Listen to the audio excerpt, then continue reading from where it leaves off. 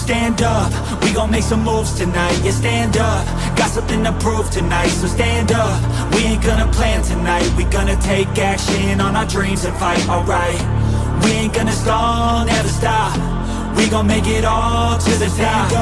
We ain't gonna plan tonight. We gonna take action on our dreams and fight, alright. Yeah, time to stand up, take control tonight. Spent too much time on the plan, it's right. It's time to execute now on your dream in life. Gotta fail fast, learn, try again and fight, alright. Pull the trigger, 6, 7 figures. Making that money from the drive that's in ya. Gold digger, making money quicker. Pain is good, make your skin a little thicker. It ain't luck, anyone that's at the top, no it ain't luck. It's a grind, it's a time since the day one. It's your mind deep inside, how you stay tough, how you get back up. You put the work in and it comes back. Multiply, stack, execute and you can take that. What you want bad, it's the truth, I'm the change that you can make fact. Yeah, I've done it, it ain't luck, I can teach you. Stand up, we gon' make some moves tonight. Yeah, stand up, got something to prove tonight. So stand up, we ain't gonna plan tonight. We gonna take action on our dreams and fight, alright. We ain't gonna stall, never stop. We gon' make it all to the top. We ain't gonna plan tonight. We gonna take action on our dreams and fight, alright. Hey, hey, hey. We gonna take action on our dreams and fight, alright. Hey, hey, hey.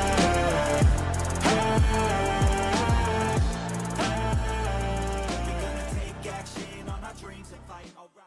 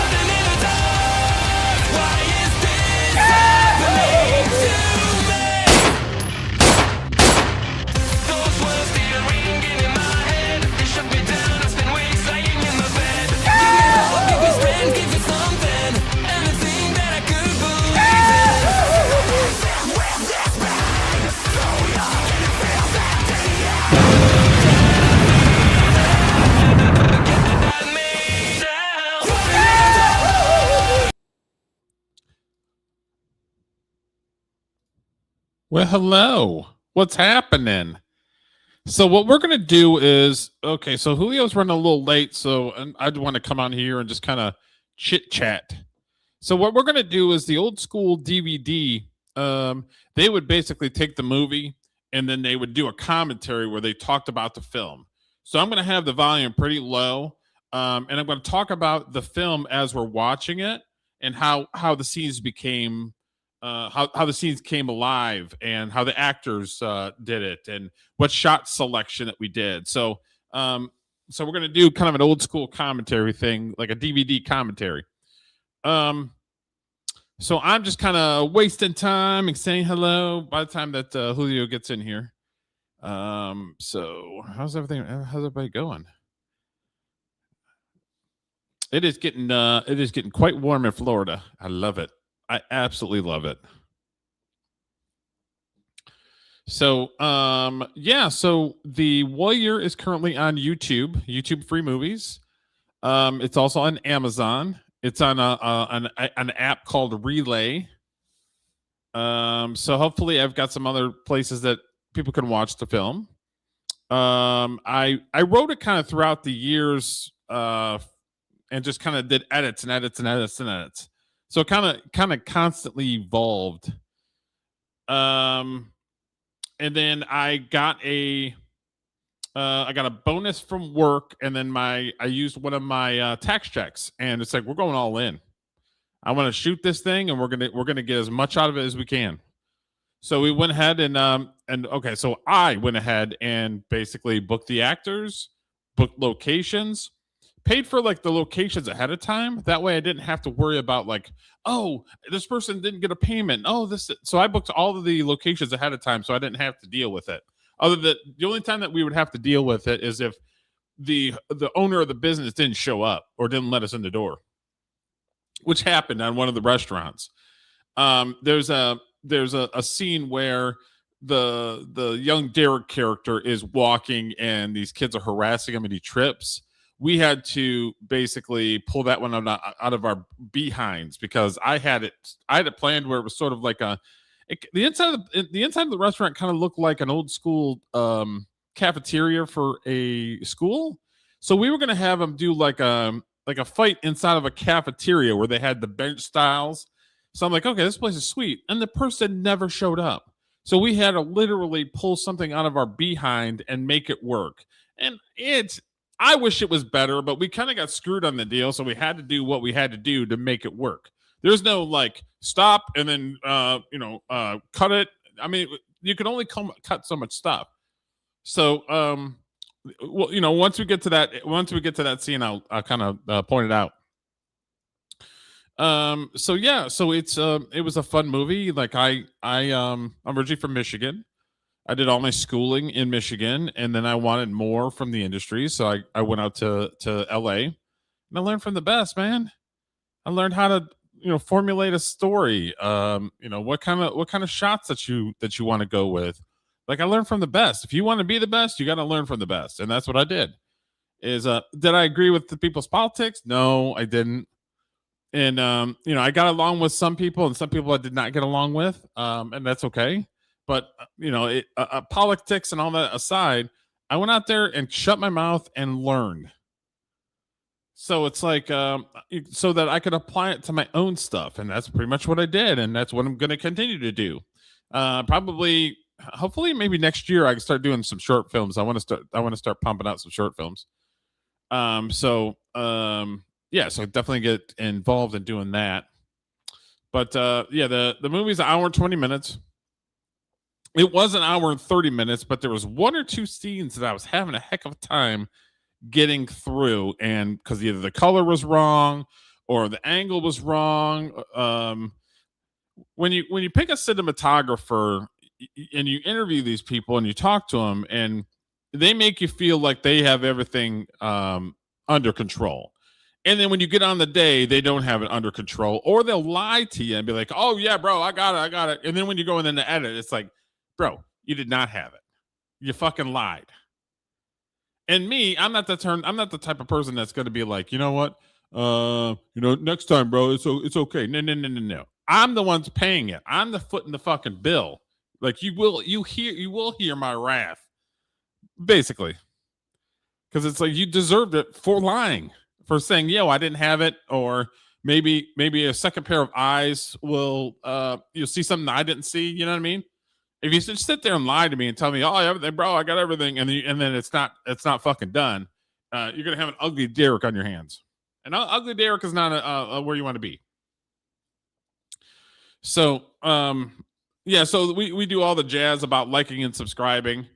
Let me pull up my little thing. That way, when Julio gets here, we can kind of do our thing and get right into the movie. So yeah, you want to like and subscribe to the channel. Super chats. I set a goal, but I've never received any super chats since we've gotten monetized from the channel, but appreciate those. Socials are down below the video. And then on the channel, I've got all the socials for the movies and where the videos that we're on Rumble, we're on Kick, we're on BitChute, we're on a bunch of them. So if you guys don't necessarily, if you're not a fan of YouTube, there's other places. And then sometimes I have to cut stuff out of the live stream because YouTube just hates music. So sometimes I have to cut it out, but you can always watch the full unedited thing like on Rumble, where it's got all the bells and whistles, because Rumble doesn't make a big shit over every little thing. So yeah, we're gonna kind of do an old school commentary thing like you saw like on the DVDs back in the day. So we're gonna do that type of stuff when Julio gets here.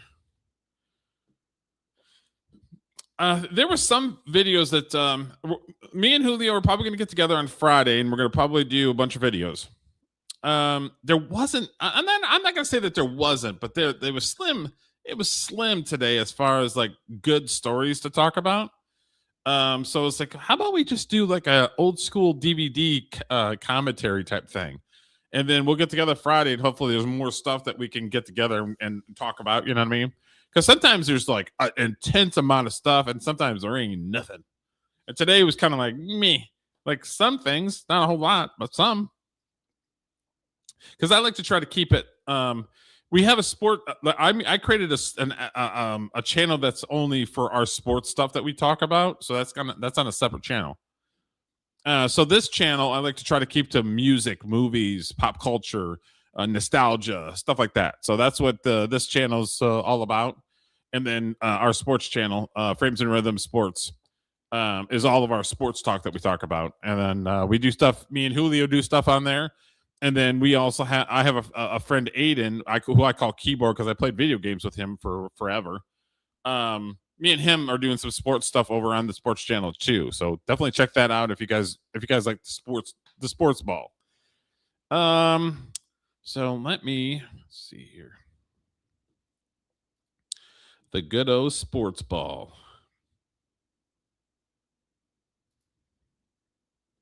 Yeah, I see the Corey videos always do really well. I don't know what it is with the Corey videos. People cannot get enough of talking about Corey Feldman. They can't. And I will just keep feeding it to them if they want it.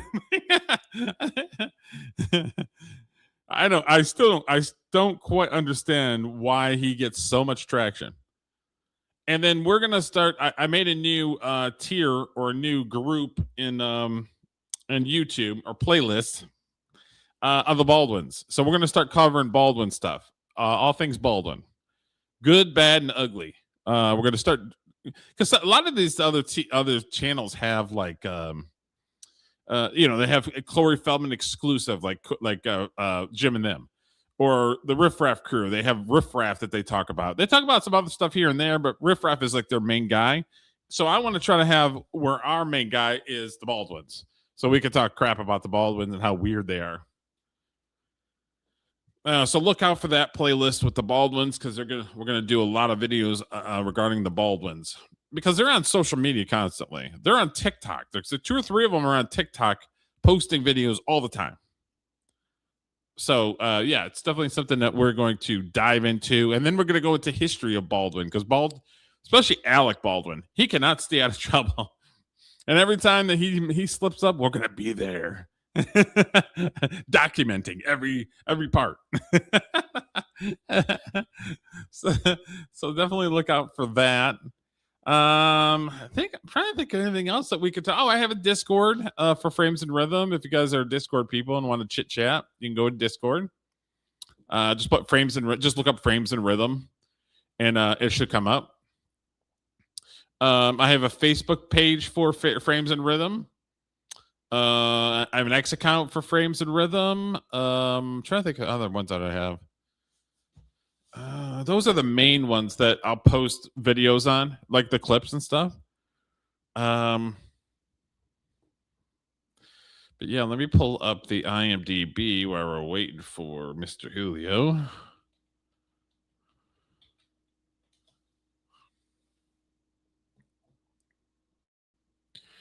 For the old Mr. Julio. Okay.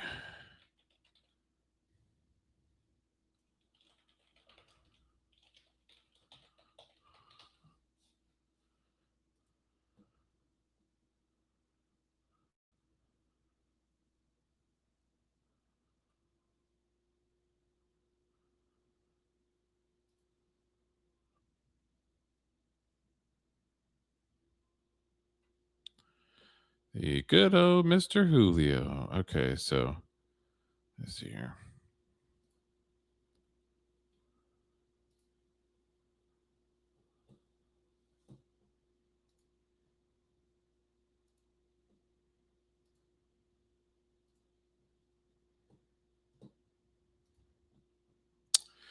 Okay, so here's the IMDb for The Warrior. Hour and 14 minutes.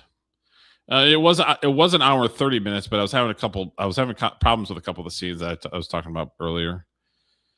With IMDb is you got to have an IMDb account. That way you can add the film. And a few weeks before we started shooting, I invited everybody to the studio that we were doing sort of like the interiors of the hospital. So we did a photo shoot there at the hospital set. So a lot of these publicity photos are all from the hospital set.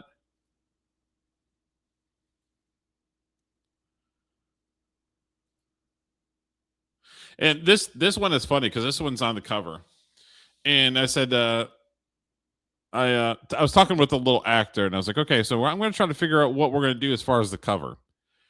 And there were some suggestions about putting something hospital related, and then we had ended up putting his arm on there with being all bandaged up and the IV and all that stuff.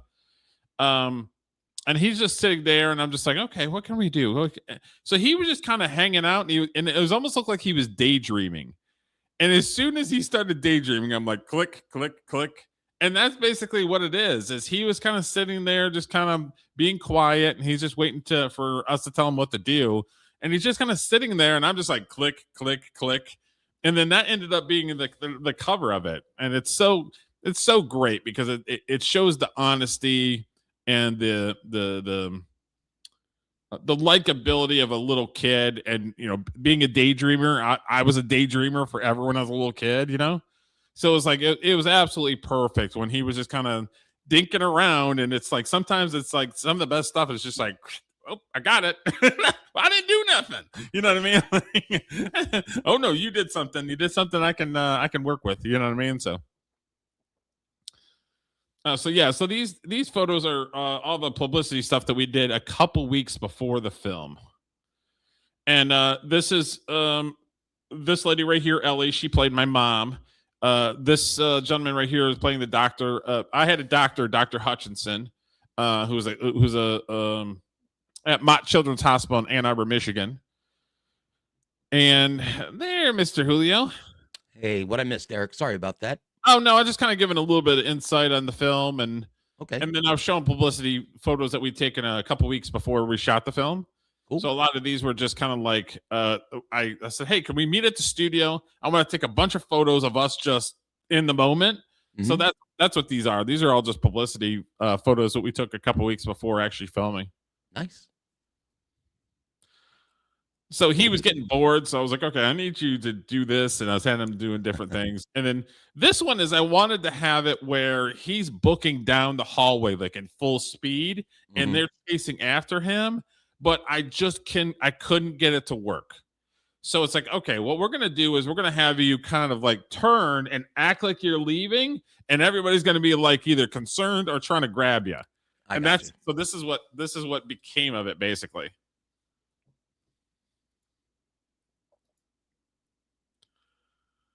As we'll see in the movie, Derek, if I recall correctly, that little guy was very good at acting angry. Yes, in the he was. Hospital. So yeah, all this stuff was all weeks before we actually filmed anything. So yeah, that's basically it on the. Oh, so those shots are before you started filming? They weren't just stills from the filming process? Yeah, that was a couple weeks before we started filming. Oh. Because I didn't have anything. Because so when you post on some of these websites for funding, or you post on websites or whatever for an algorithm, for somebody to try to sell your movie, you have to have something to show.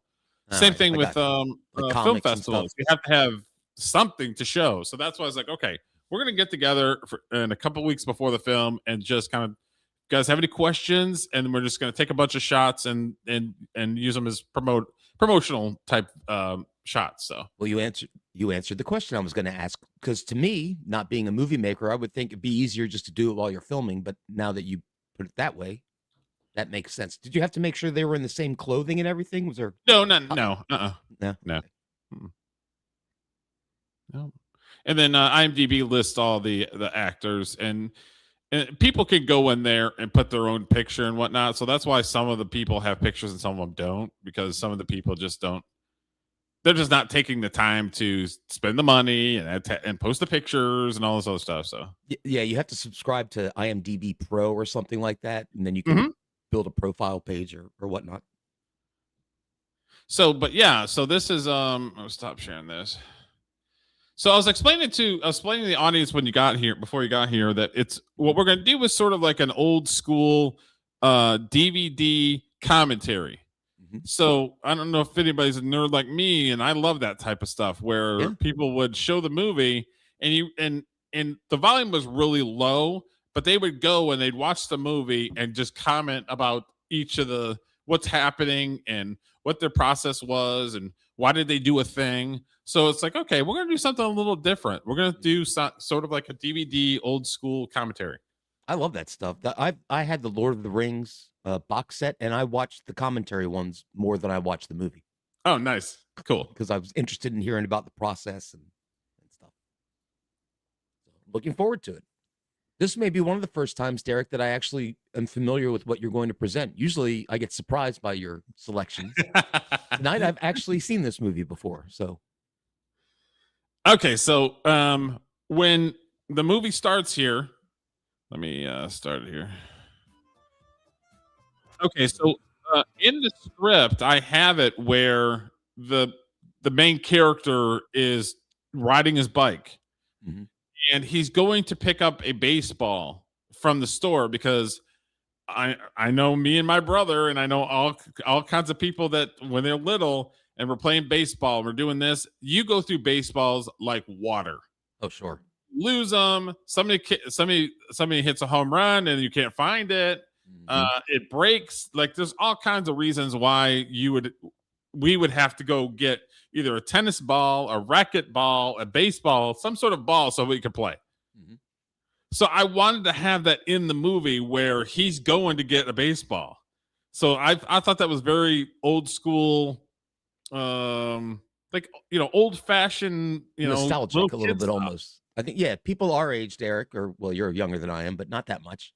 Yeah, I had the same experience. We had a baseball diamond across the street, and right down the first base foul line was a forest. So if somebody hit a ball foul and it went in the forest, you forget it. That ball's gone. Yeah, exactly.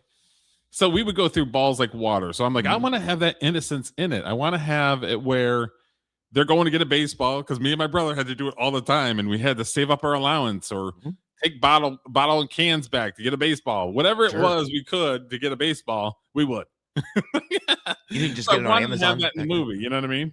Yeah, no, it's good. So yeah, I continue. Where did And you I get the name had Black I Pearl had Productions? that's the DP. That's his production company. Gotcha. Okay, so I had Walking on Sunshine that I wanted to use for the beginning of the movie. I'm walking on sunshine, wow, because I thought it's a catchy song that everybody likes.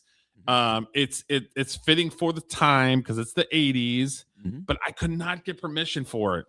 And if I have an aggregator and I try to sell my movie and I don't have the rights to that song, that's a problem. They're going to completely decline it. What's the process of trying to get the rights? Do you have to find a publisher and Yeah, reach out to Universal, them? and Universal's like, oh, it'd be $5,000 Ah, jeez. for a song that's 35 years ago that you're not using, but yet it's thousands and thousands of dollars. Okay, And would if you agreed to that, let's just say hypothetically, would that be in perpetuity? Would it be in the movie no matter where you distribute it, or is it well, for a that'd be certain part of length your of deal. time? Like, hey, I want to put it Okay, at the beginning credits, or I want to put it at the end, or something. gotcha. You be very specific on what you want to use it for. I mean, that it's one of those, on honesty is best practice. I have this movie. I want to use it for the end credits. I want to use it for the beginning credits because they'll ask you how long you're going to use it for. What are you going to use it for? So there's all these questions they'll ask, and then you got to fork over money. So the song that I use is kind of an old fashioned song. That isn't the song that I originally wanted because I couldn't get the rights to Walking on Sunshine. But stuff like this, people that watch movies and are not associated with movies have no idea. Well, why didn't you get Walking on Sunshine, or why didn't you get this song? It's like they don't understand the process of, number one, what it takes to get said permission, and number two, how much it's going to cost. Yep. So it's like there's a lot of people that just don't understand that process, or either they don't understand or they don't want to understand. Especially an indie movie, like I would consider this an indie movie, wouldn't you, Derek? Oh yeah, it's an self-financed, independent film. Yeah, it's Yeah, I not mean, associated with a major studio. yeah, so $5,000 to you, that's, I mean, you could put that to better use in a That's a million different that's almost places. a half of my budget. Yeah. I So that's a spent 15,000 total on the entire thing. Mm.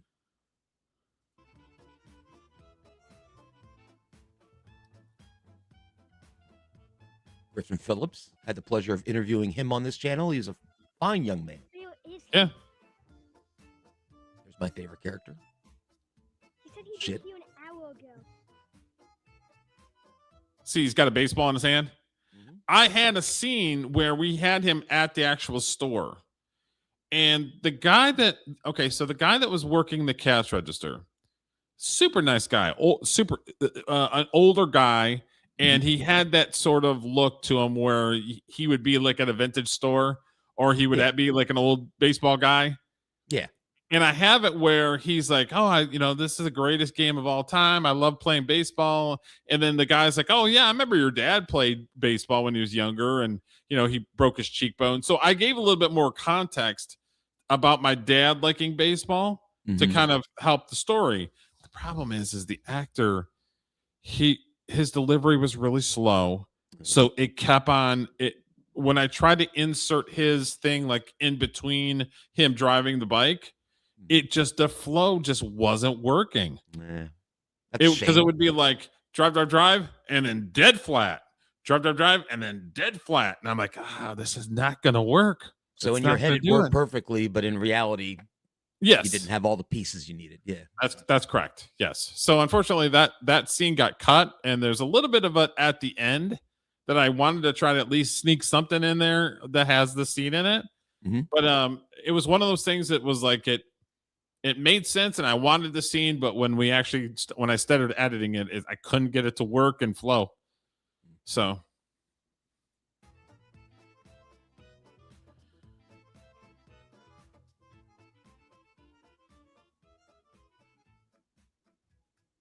And this is sort of your traditional story arc where I'm introducing the two main characters in the film right away. You know who these kids are right away. Mhm. Like I didn't want to have it where once upon a time in a little city in the 1980s, there was these two little kids that were. No, I wanted to say no. Okay, I'm going to introduce two of the four main characters right away. Yeah. You're like show don't tell, as they say. There you go, baby. And your little Derek's got the authentic Tigers What took jersey. so long? What? How I caught? That jersey was my jersey from when I was a little kid. That's awesome. Yeah. Oh, cool. So when I cast him, I was like, "Hey, I've got this shirt that was my Tigers jersey as a little kid. Does it fit?" And it fit like a glove. Ah. And I'm like, "Oh, here we go, baby." Kid was born to wear it. Yeah.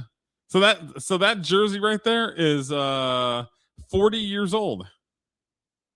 Wow. It's amazing you kept In it my that long. allowance for a long time. It was in a box. My mom was the master of keeping stuff when we were little.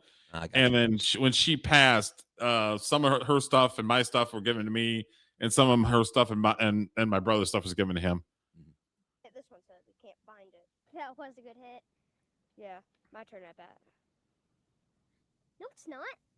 It's funny is this scene right here is this is another thing that it's very old school where it's like buddies are getting together and you're ribbing each other. Mhm. And the kids just didn't understand 1980s ribbing. Mhm. So when they were talking trash to each other, it was so weird because they didn't understand 1980s versus 2024, 25 when we filmed this. I don't know, man. I think the kid that played Derek, the main character's friend, he's pretty good ball buster in the movie, I think. Well, no, I'm talking about like, okay, so there's a bunch. Okay, so he hands the bat to him, and he's like, "Well, you lost the ball last time, so you basically disqualified." And then when he's at bat, which is coming up, I have them talking trash to each other, and the Oh, I kids see. just couldn't do it. They couldn't. Yeah. Kids are too nice nowadays, Derek. You're Yes. right. So it's like sometimes you have to make a decision on like you got to make your day. So there's a Yeah. timing issue. If it's not coming off believable and it just seems like it's fake, then you got to worry about that. Yep. So we filmed a bunch of the stuff of them making fun of each other, but it just didn't work. It sounded too fake. Like, yo, man, you you're too fat. You know what I mean? Like, or they're Yeah, like, my oh, you mother play can like a hit- girl. You know Yeah, what I mean? my Like, grandmother can hit better than that. yeah, that my kind of stuff. grandmother can hit better, stuff like that, where it's just it didn't come out very authentic at all. Oh well.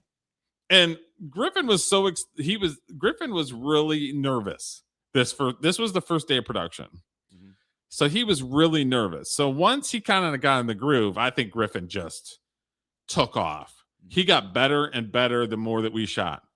The kid that played Kenny was already kind of experienced. He'd already been in a few projects. So Griffin was more the younger, the kid that didn't have as much experience, and Griffin just got better and better the more that we filmed. Cool.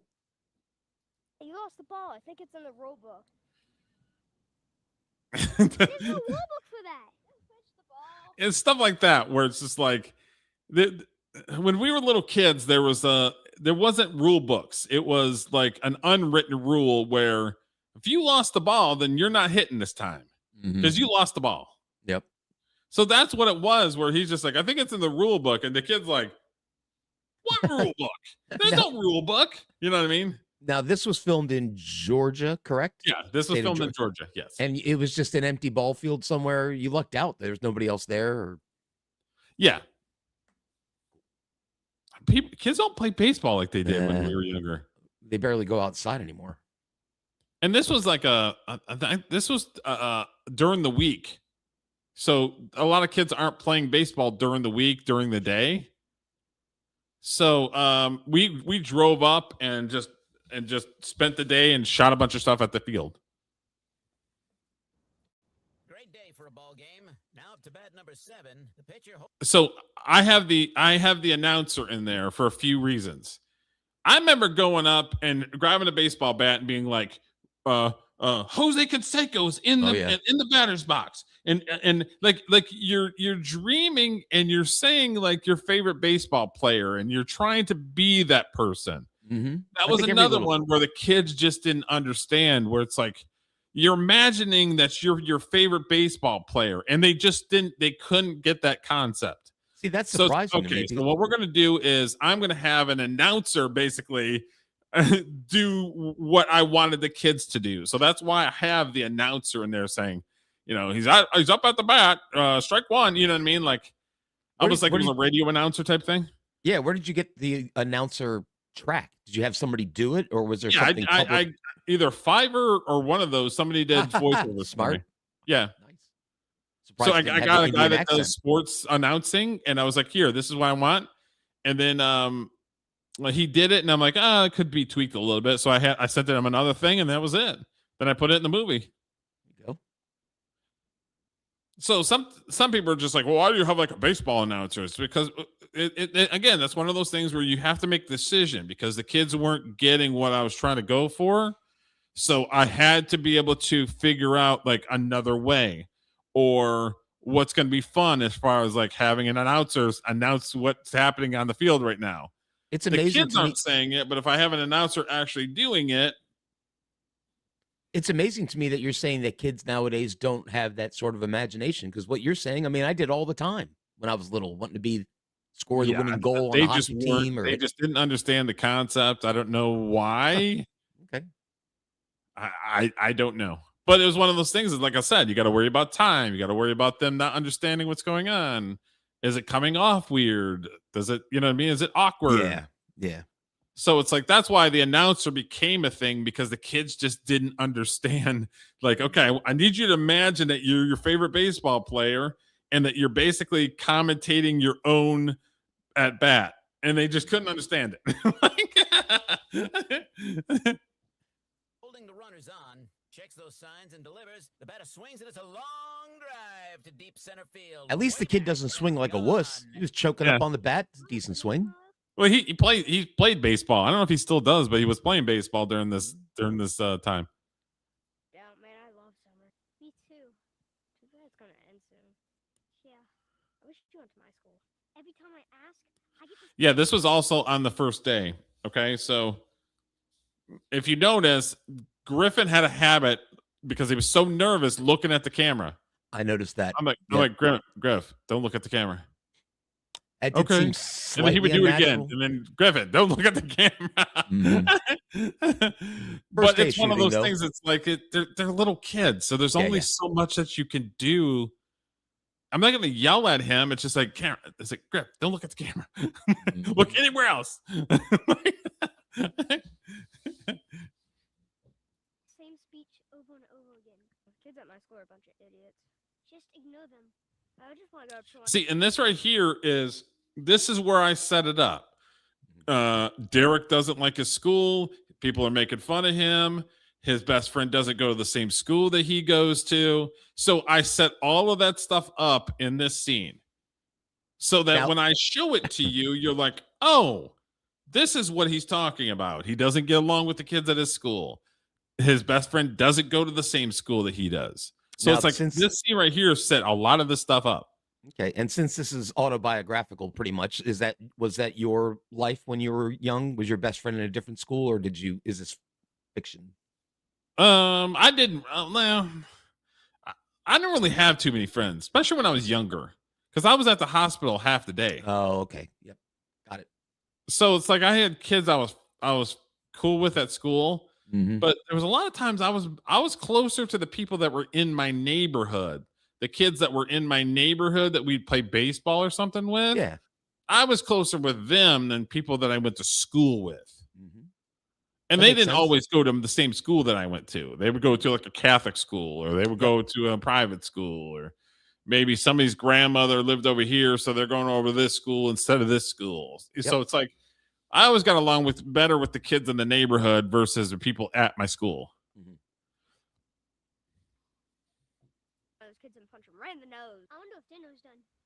Wacky. What is he doing? He stinks. That's not how you pitch the ball. Dinner's ready, guys. No. And me and my brother did the same thing. We'd watch Tiger games and be like, "What is he doing? He sucks right now. Why didn't you throw the ball?" Did you do that when you were younger? Oh, hell yeah!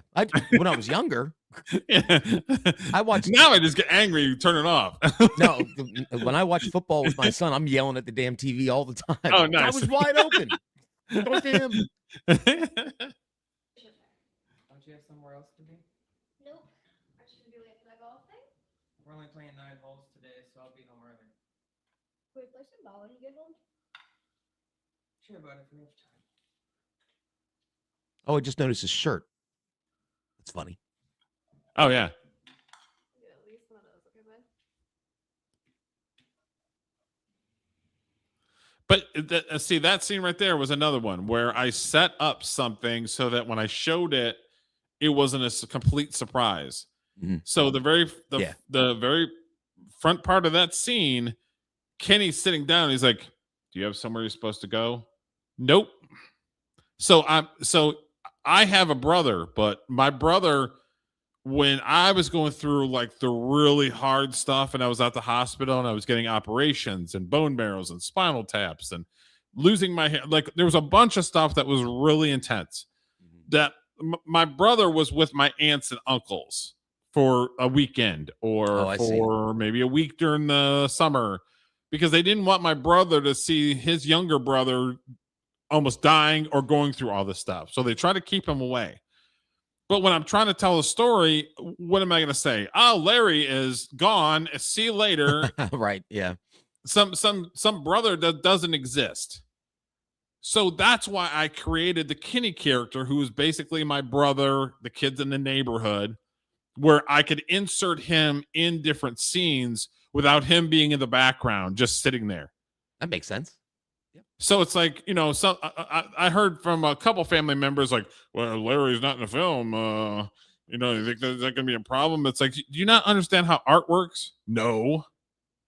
It's like, I don't want to have my brother in the background not doing anything. Like, I want to make it interesting. That's the point of a movie. Right. Or hanging out at your aunt and uncle's house.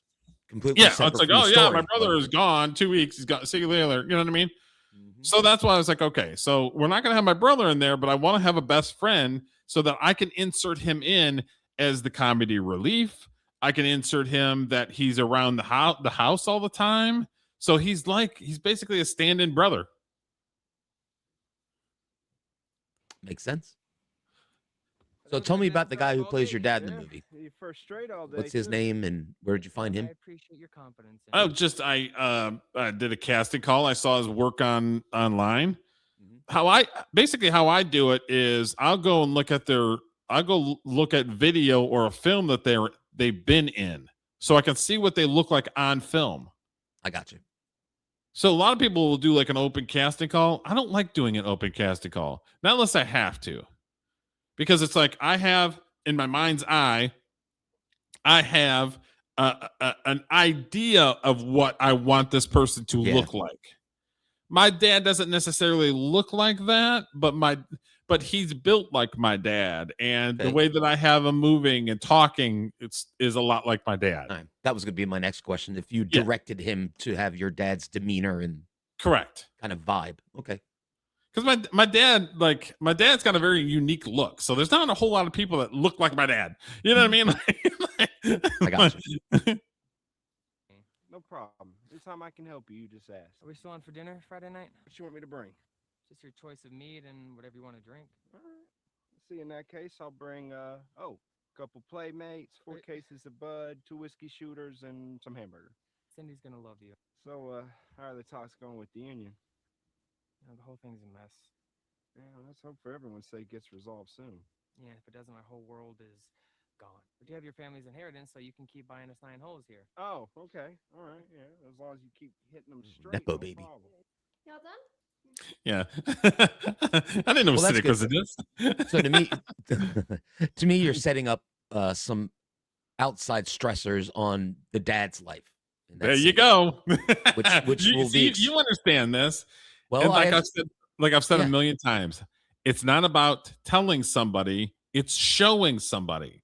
So I'm setting all this stuff up in each of the scenes.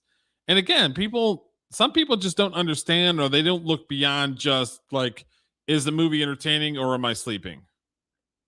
They're not looking into it deeper. Like every single scene that I have, I'm setting up the next scene or a few scenes after that. I So it's understand like- that I'm sorry? people who aren't involved in creating things like this wouldn't understand it, but on our channel, we're all about the process. So we're gonna baby. do deep dive Exactly. into this. And the same, it goes with your music too, right? You're setting something up so that you Absolutely. can use it later in your song. Yes, that is true. So it's like even though you do music and I do video and film and writing, they're kind of parallel in some cases. Yep. What you start is never what you finish with sometimes. And sometimes how you finish surprises you. And to your point earlier, you wanted to have that old guy in the store be a character. Yeah. It's similar to there have been some songs we wanted to release, couldn't get a good vocal take. Just couldn't do it. And you had to throw the baby out with the bath. Without a Something singer. seems off. It just doesn't flow. Yeah, and it's frustrating to throw a scene like you wrote or a song that I wrote out just because you can't do one thing, but you can't release it if it doesn't feel right in the end. So cutting, I would Yeah. imagine like when you edited the movie, it must have been difficult to chop it up and Yeah, Oh, because I there was like a this 3 or part, 4 but it's scenes gotta that go. it would have pushed over an hour and a half, yeah. and it just didn't look right. Either the sound was off, or the coloring was off. There was something off, and it's like, I want to keep it, but there's something telling me to get rid of it. It's just not working.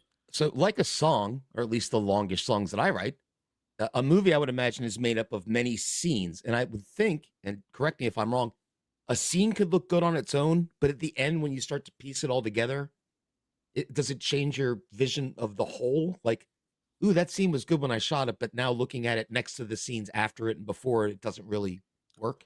Yeah, spot on. It's because it has to flow. Again, somebody that's not a film person or somebody that's not a creative person doesn't understand that it has to flow. So it's like I have to be able to drop something here and then show you the next scene or a couple scenes after that. So it's like I got to drop these. So the golf thing. Okay, so Larry likes golf. Larry's in a union dispute at work.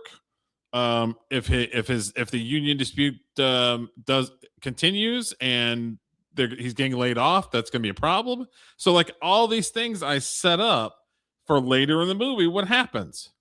Now, where I have an advantage over you as a musician as opposed to a filmmaker is that when I run into a situation like that where a scene or a measure doesn't work in a song, Mhm. we'll keep it and we have something called the demo dumpster.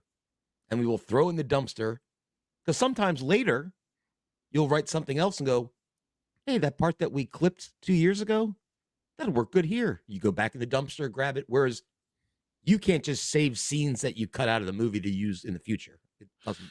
No, Work but that the way. idea or the concept, yes. Like the overall concept of the scene that I write or whatever, then it's like, okay, maybe that'll work over here. But Yeah, the actual okay. scene itself, yeah. Oh, so you're moving it around to different parts of the movie, maybe, whereas I can wait 2 years and use it in a song in 2028. Correct. I got Yes. you. All right. Okay, good. Can you do me a favor? There's some trash blowing around outside. Can you go pick it up, please? Yeah. Come on, Jenny. I don't even take the trash out in my house. Fine. Hey, Laird. That little So that kid's was my another favorite guy thing in the where movie. it's like, okay, so Derek's going to collapse. Am I going to have him do it in the house or am I going to do it outside of the house? Like, like how is that going to happen? So when I wrote it, it's like, okay, he's going to take the trash out, or he's going to do something that's going to get him out of the house. So that when he collapses and Cindy finds out, she's going to run toward him and she's going to be panicking, and they're going to call the ambulance, the whole thing. So that's in my mind. But what also is you have to worry about the location. So is the location going to let us do that? Is it going to look good when it's going from point A to point B to point C and to point D? Like what does that look like? So There's a- when you go on these location scouts, it's like, okay, so Cindy's going to walk, she's going to run out this door, she's going to run along the house, she's going to run in the backyard.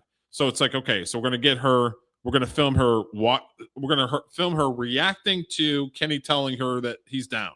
Then we're going to have a two shot, or we're going to have a shot of her leaving the door, and then we're going to have her running to Derek, and then reacting to what's going on. So it's like you got 4 shots that you have to worry about, and what are they going to look like? So when you do your location scouts, it's like, okay, it's Georgia, so we're going to take advantage of the fact that it's Georgia and it's green as. I'll have a cola. Oh no, I gotta change and then get home. Wait, you and Cindy having problems or something? I kicked the volume No, up just it's a this little bit. contract dispute is Since we're taking up pausing. so much of my time. Yeah, I don't get to see Cindy and Derek that much. Yeah, well, I don't mind if I do. All right, I'll catch you around. Mrs. Mullins, Mrs. Mullins, Mrs. Mullins, Mrs. Mullins. Derek, something's wrong with Derek. He's not moving. So I wanted to have it when I wrote it. I wanted her to be like, my mom had a lot of family problems. Like her family criticized the hell on my mom all the time. But my mom was also a very, very bright, intelligent person. So she would have moments where she is not daydreaming, but she wants her family to understand what she's doing and what's going on. She doesn't want to keep fighting with them. When she met my dad, the Mullinses are completely opposite of what my parents, my mom's family's like. My mom's family is very cold. The Mullinses are very warm. They'll give you the shirt off their back. So you have this juxtaposition in real life with the two families. So I wanted to have it where Cindy was sort of like in her own little mind, like why does my family suck? Why is this happening? Why can't I do better? Like I wanted her to be in her own little mind. And then when Kenny walks up to her, Cindy, like he's screaming and yelling, Yeah. trying to get her attention. And she's But kind of that was zoned out. another thing where it just didn't play right. Where it's like I couldn't get that the intense feeling that she's in her own mind and that he's trying to get her attention. So Okay, this is pretty much how it was because I couldn't get that intensity out of it. I viewed this scene, not having lived your life nor written the movie, of he just mentioned that there's a problem at the union, blah, blah, blah, when he was golfing. And Yeah. my thought was that she was worried about, the finances, what's going to happen. That was my. So I never specified it. She was in her own head. worrying about stuff, thinking about stuff or whatever. And I wanted him to be like screaming and yelling, trying to get her attention, but it just didn't play right. So this is basically what happened with that scene. Oh my gosh, call 911, Kenny, go! My friend fell and he's not moving. That was me on my lunch break today on the couch. Passed out? Yep. Not passed out, sleeping. Oh. Not drunk and passed out. I was napping. 1, 2, 1. Jackson. Okay? Hooey.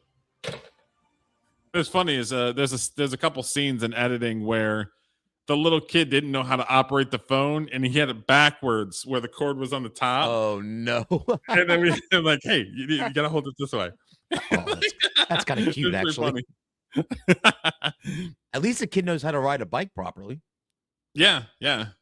And I wanted to have and I knew that I was going to have him calling 911 because that was a big thing when we were little kids. Oh yeah. Well, Derek, you gotta learn how to call 911 just in case. We had And, that shit you on the gotta magnet call on the the- fridge. yeah, the phone numbers are on the refrigerator and all this other stuff. So it's like I wanted that's old school thinking as well. So I wanted to have that in the movie. You know what I mean?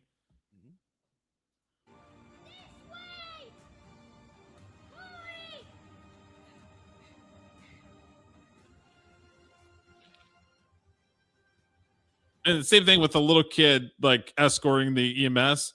Little kids don't know what to do, so they're gonna do stuff like that where it's like, oh, he's over here and he's got his bike and they're trying to figure out what's up. You know what I mean? Like I wanted to have it very what a child would do during this moment. I don't want to have just like him standing there in the corner looking around. It's like what am I supposed to be doing? It's like no, we're gonna have him call 911 and then we're gonna have him escort the EMS driver. Like he's worried about his friend. You know what I mean? Well, a lot of the movie is well, I mean, the main character of the movie is your character, and then his friend's a main character. And you have to give them some sort of agency. You can't have them be helpless. You have to give them some Yeah, the kids be looking around personality. like, what am I supposed to be doing? Yeah. Yep.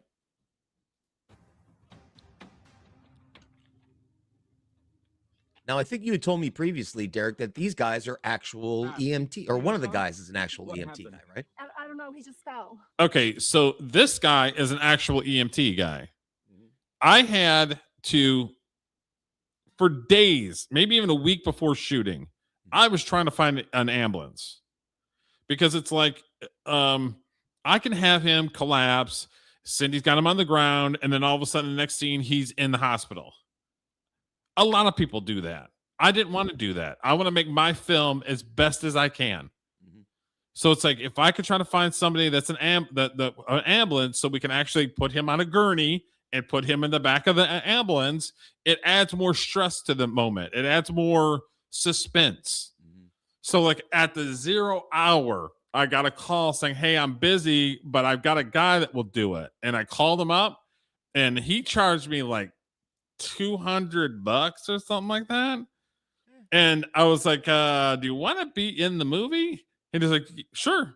He's like, what do you want me to do? I said, all I want you to do is how you would respond to a little kid that is down on the ground is the only thing I want you to do. How you would respond. I don't want to make it fake or tell you what to do. I just want your natural of what you would do if you were going on a scene with a little kid on the ground like this. So he had the easiest acting job in the whole picture, really. He just had to come in and be him. Basically, because I didn't want to put him in a position where it's like he's trying to do something he's not good at or something. It's like, no, I just want you to be an EMS guy responding to a call. You could have just legit called 911, Derek. Just filmed it. I'm sure they would have fined me and everything else. The other guy, the guy that the other guy is an actor. And I had a couple lines for him, but when it got screwed up because the one actor that I had to play the EMS driver or the EMS guy bailed, or he come like an hour and a half late or something like that. And I'm like, bro, you need to go. He's like, what? I'm like, no, yeah, you need to hit the road. It's like, don't come to my film set an hour and a half late. Don't call nobody. Don't do anything. And then get an attitude problem. It's like, you need to freaking go, dude. So when this guy came, he knocked it out of the park. Yeah, he's bailed you out. Oh yeah. Big time. Worth the 200. How old is he? He's 8. Okay. Is that his friend right there? What y'all out here doing? He told us to take out the trash, Okay. and he just passed out. He passed out. Y'all didn't push each other. You didn't follow. He just passed out on the He ground. knows that he's passed out. All right. Let's get him out of here. He's breathing quite all right now, but he very lethargic. So we need to get him out of here. Slow and go. This guy's a natural, Derek. He's great. Yeah. Boosh. Love it when a plan Yeah. happens. Kobe. Kobe. Larry, Hold it. No, sir. What happened? What happened? I had it where they picked him up and they rolled him to the ambulance. And I had a couple people that seen it saying, no, it's too long. You don't want to have him rolling the whole time to the ambulance. Which That's I was probably like, I'd be I splitting like it hairs that at way, that but there point. was multiple people who are like, no, you might want to shorten it up. Now I'm noticing you're moving the camera around a lot here. Is that to try to portray the chaotic nature of the situation? Yeah, that's what the DP was trying to do. Yeah. Okay. So yeah, this is the shortened up version, but there was a longer version where they're carting him to the ambulance, and I got a couple of people saying no, it's a little bit too long. There you go. I That's don't for know. the- I kind of like the longer version, but that's just me. Well, you can always release a director's cut at some point. Yeah. Oh no, I was doing dishes. He came outside. He passed out. I don't know. Come on, let's get to the hospital. No, I'm gonna go with paramedics. I need to be there with him. Come on, we'll meet them there. Just go. I'll meet you Fine, there. I'll meet you at the hospital. All right, come on. Let's go. The door's already open up there. Yeah, that guy's great. The paramedic. Yeah. Perfect.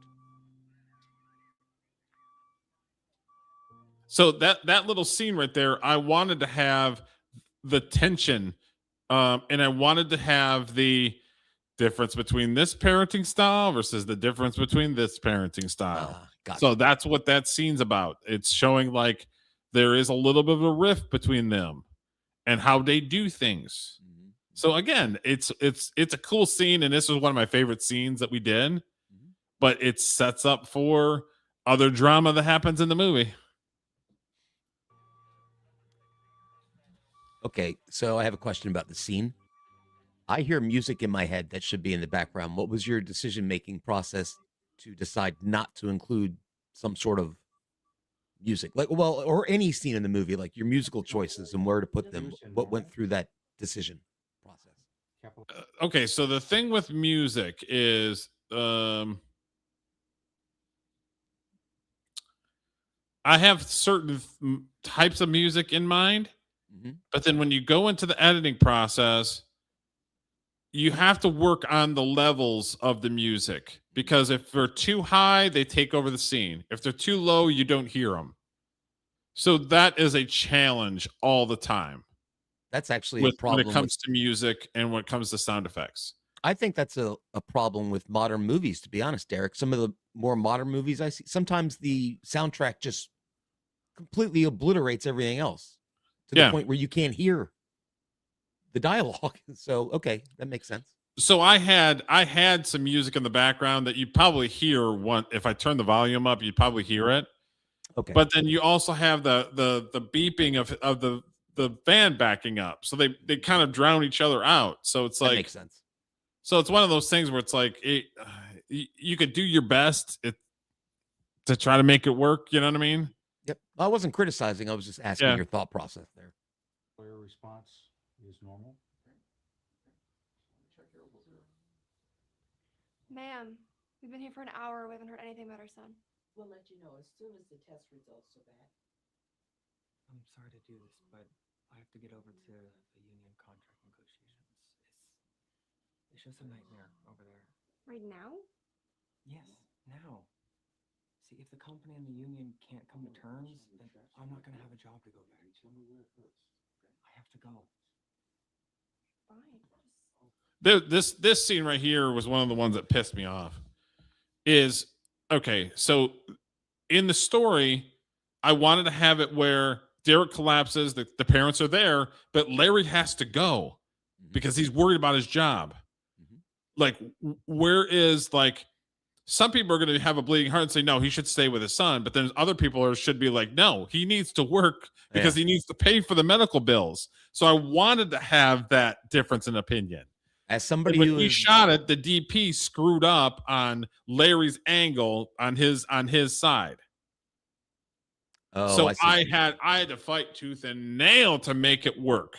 And See, and I think it works, but I would have loved to have the side of Larry's face. I would say it works because as somebody who's been in this exact situation where you have to explain to your wife, look, there's two of us. I got responsibilities. You handle this and I'll handle that. Where the wife will say, well, you don't want to stay with me and help. It's like, well, yeah, I want to, but it's better. So I get that. I get Yeah. where you're going with this. So I wanted the audience to be split on it. What does he do? Does he stay with his son, or does he go deal with the work stuff because he has to pay for all the medical stuff? So I wanted to have that. I'm on team dad. I wanted to have the division with the parents, and I wanted to have the division with the audience. And then I love this shot because you're seeing them work on Derek in the background, and the parents are in the foreground. Mhm. So I thought this was an absolutely great shot. Where did you shoot this? I'm assuming it wasn't an actual. Well, I don't know. How did you shoot this scene? It was in a studio that had basically like a clinic set. I gotcha. All right. Mhm. So it was like a furnished apartment almost. It had all the props and stuff already. Yep. Hmm. Cool. All right. I'll call you and tell you what the doctor says. Denied. In there. We'll play some ball together sometime.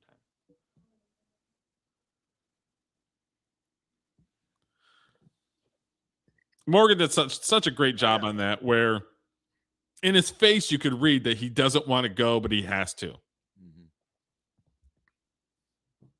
5 kids at home ain't a mortgage, right, guys? Absolutely. How am I supposed to provide my family and put food on the table for them? And Guys, I'm with you. We deserve better, right? We deserve better. Guys, wait. We can talk this out. Please. Come down, please. No, come on, guys. Come on. We can talk this out. Please, come on. Keep it up like that. Go home. Derek, come on, no. I want to go play Ma'am, baseball. please help me control your Let me son. go. Otherwise, I'm That was a hard one to make flow, is when Larry's at the union, because originally I didn't have that in the script, and then when I was editing it, it's like, no, he has to be somewhere. I have to show that he's somewhere, because the audience is going to be like, this son of a bitch left, and then we don't know what happened to him, and then all of a sudden he shows up later in the movie. So it's like, no, I need to have something with him in it, and fighting with the people trying to save his job, basically. As a viewer, and I'm going to be honest with you during this commentary, because I'm sure you expect me to be, that scene I get why you put it in there, but it did seem like it was kind of, I don't know, shoehorned in. Like it needed to be there, but it was really fast and stuff. Yeah. There was no way for me to slow it down, though, because they were going to be yelling at each other. That's the only thing. Like, if it was a calm scene, I think it would have been better. But because it was so in your face and they're all yelling at each other, unfortunately, I think it just came off like that. On the other hand, it automatically. actually, You know what I mean? the juxtaposition between that scene and this scene, where one, you have a bunch of grown ass men yelling, and in here you have the man's son pitching a fit in the hospital. That sort of goes together. Yeah. And she does a great job looking like a mom. I will say that. Oh, actress. Ellie was a pro. She has she has a top mom energy for sure. Yeah, she was great the entire time. I'd seen her in a couple movies, and it's like, oh yeah, let me talk to her and see if she's interested. And she was, and she just absolutely knocked it out of the park. I have to call backup and have them restrained, and nobody wants to do that. No. You don't have to do that. Just let me go home. I know. We'll be here We'll go play baseball. Go see Kenny. Yeah, this is one of the ones where Ellie did such a great job, and because the kid was still inexperienced, he kept on saying kind of the same thing. But it was one of those things where it's like, we did it a bunch of times, and it was like, okay, we're gonna have to settle with him just doing that. I think he did a good job, and her performance made it better for sure. Yeah. Like I said, she looks like somebody who has children. Like she has that demeanor, and she acts like somebody who's used to being around little kids. Kids, Yeah. whether in real life she is or not, she gives off that vibe. scene later. Mrs. Mullins? Yes, doctor. Hi, can we step out in the hall and talk? Yeah.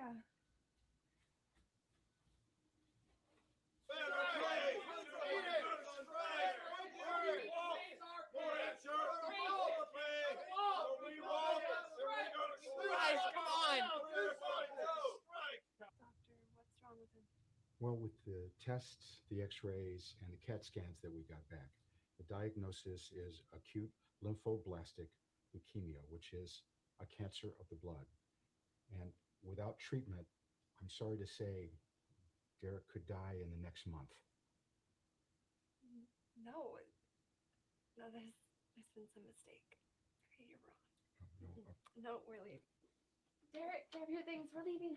Mrs. Mullen, you have to calm down, please.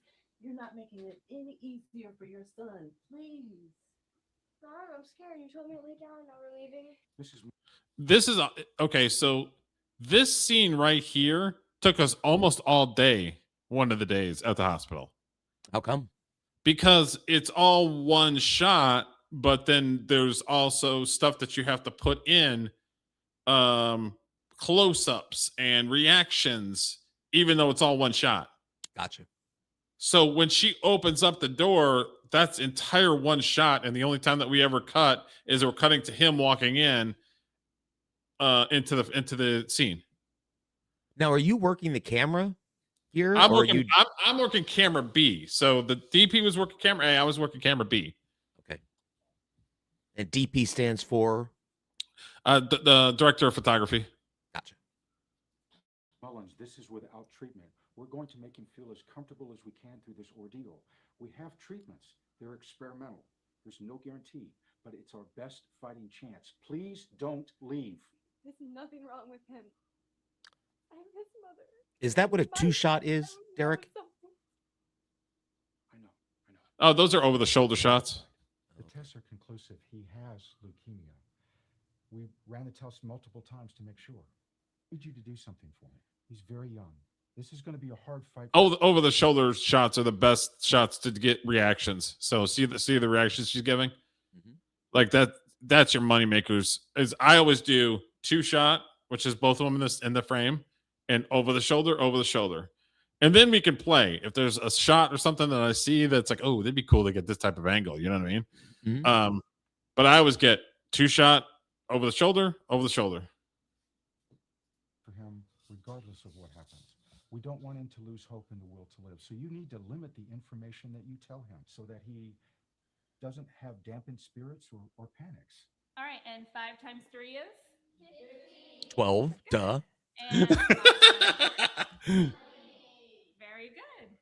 All right, now if you... She was an ex-school teacher, became an actress, and she was doing some other things. So she had experience being a school teacher. Yeah, she looks like a natural. The hardest part was because this is an old school, it's got a lot of echo to it. So I had to do a lot of audio editing for it to come across properly. And it does, but it took a lot of work.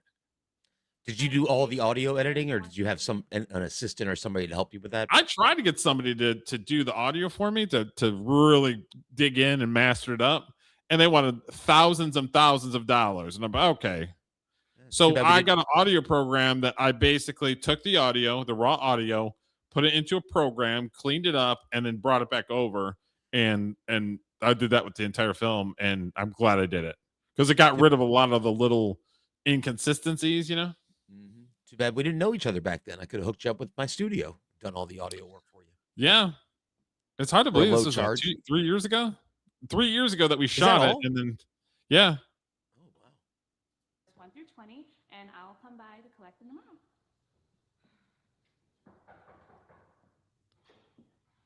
I hear what you're saying. There's a little noise, little teeny bit of noise. Good morning to Principal Crowley.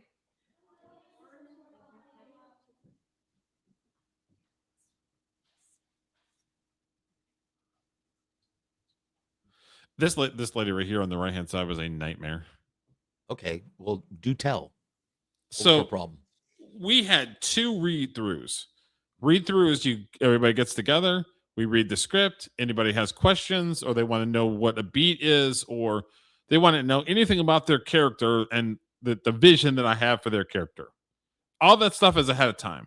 That way, when we're actually filming, none of that stuff is being talked. Everybody has an idea of what their character is. She didn't show up to the read-throughs. Then she video called in one of them and then like kind of half-assed it. And then when she came to set, she didn't know her lines. I was so fucking pissed, dude. And then I went to pay her because I went to go and pay her, and she's like, "Nah, I'm not gonna take it," because she knew I was fucking pissed. It's like you didn't show up to the read-throughs. We provided 2 read-throughs through you. Didn't show up to those, and then you come to my fucking set not knowing your lines. Yep. Well, at least she didn't take the money. I'll give her that, I suppose. Yeah, I guess. So then, I'm sure you would have rather like, paid okay, her. so I wanted her to talk softly because I didn't want her dialogue. I didn't want the kids to hear her dialogue because that's what she's trying to do. Like, Derek is really sick. He's messed up. I didn't want the kids to hear it, but it needed to be a little louder, and she would not do it louder. And then she would make noises with the paper and stuff, which was just drowning out her dialogue. Oh, no. So she was a fucking nightmare.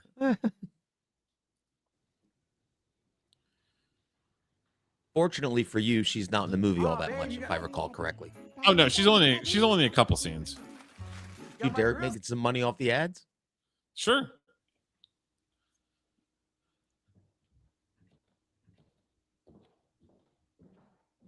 Boys and girls, I have something to tell you. Derek isn't feeling very well, and he's in the hospital. So,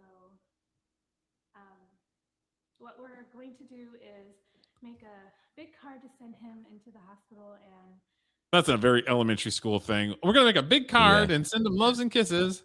You know what I mean? Well, Like- all that important math I was supposed to be teaching you, well, it ain't that important today. So Yeah. we're gonna make a big giant card. Hugs and kisses, hugs and kisses. 3 + 5, 3 × 5. What's the difference? Who cares? crayons and markers.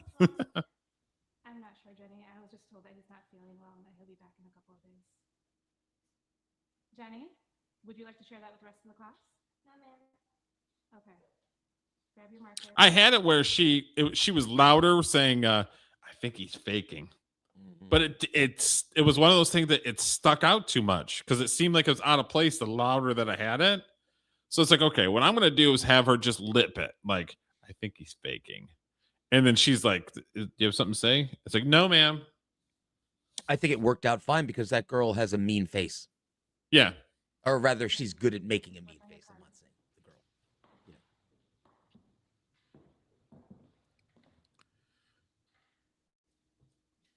40 + 40. You need to treat him like a kid. Let him have a kid's life, but within reason. Yeah, the actress was great. Where like I didn't want her to like sob and start blubbering because one of her kids is in the hospital. I wanted her to show just a little bit of concern, and I thought she did great. Where she just kind of paused and she sort of just kind of like she's thinking. You know what I mean? Yeah, yeah. Well, So, she's yeah, trying to compose herself as the leader Yeah, in she's the trying room. to compose herself. That little stuff I absolutely freaking love. I absolutely love the little composures things and the little things that actors do. Oh yeah, I love that stuff, dude. He will bruise very easily.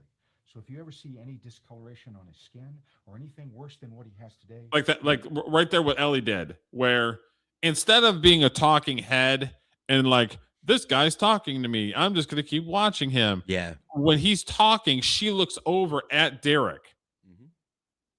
So like that type of stuff I just absolutely love. Where she's not a talking head. She's reacting to who's talking, but she's also reacting to her son in the bed. Yeah, that's what a mom would do.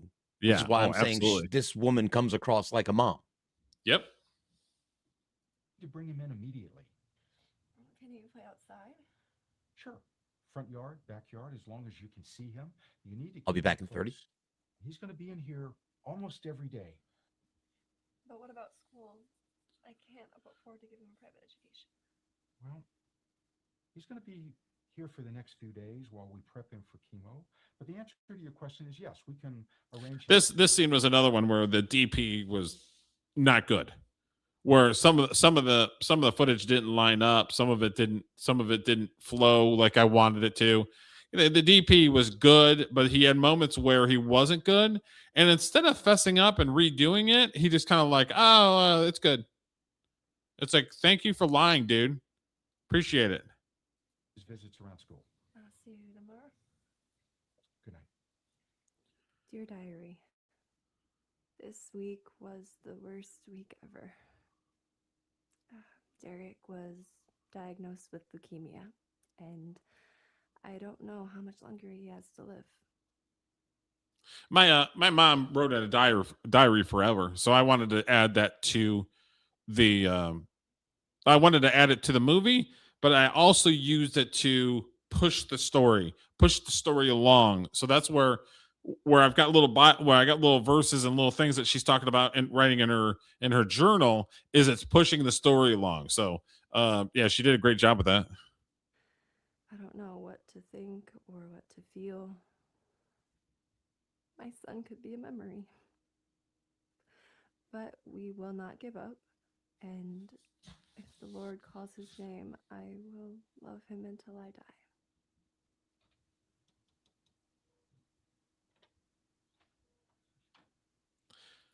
Okay, so the woman on the left is the sweetest, nicest lady, but she played this role like wicked bitch of the West, and I love it. They're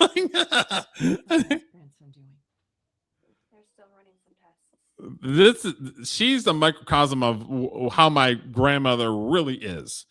My mom's mom was one of these people, and I think she's still alive. I'm not 100% sure. I was just saying that the lady right here that's playing my my grandmother, she's the nicest, sweetest lady, but she played this role like a bitch, and I love it. She was very good at being a see you next Tuesday, so to speak. And she's the polar opposite of what Lily is, which is what I wanted. I wanted them to come across like they're very polar opposite, because in real life they're very polar opposite. When and you were my grandmother does nothing but talk shit and believe what she wants to believe. She's very judgmental. So Lainey did a fantastic job. When you were directing these people who are portraying your family members, did it get like personal? Did you ever see certain things that somebody would do that really actually reminded you of No, your not childhood? necessarily, because a lot of the stuff happened when I was really small. So I see. There's like, I get little visions and I remember certain things, but I don't remember everything. Sure. So I say that this movie is based on a true story, because I want to say it's probably about 70% true, and then 30% of it's Hollywoodized, and and for story purposes, we kind of had to push stuff along. You know what I mean? So I would say about 70% of it is true. You know, if you had just listened to me, none of this would be happening. What? I told you not to marry that boy, Larry. I told you. And then you moved 30 minutes away from Lenny and me and take on some stranger's kid who's probably stealing from you, and you just don't seem to care. Hey, what's the matter with you? You just never listen to me, Cindy. You overextend yourself, and now your kid is sick.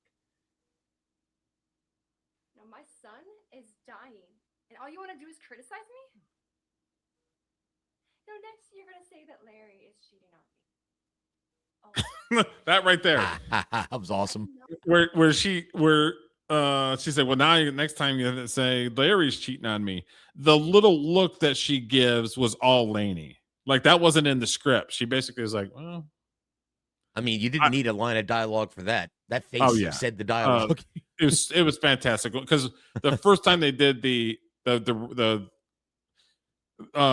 first time that they did the first scene on this shot, I'm like, oh yeah, Lainey, lean into it, baby. Like, it's so good. I keep having this conversation with you. Just go. I just came to see how Dia's doing. Please. Leave. Go.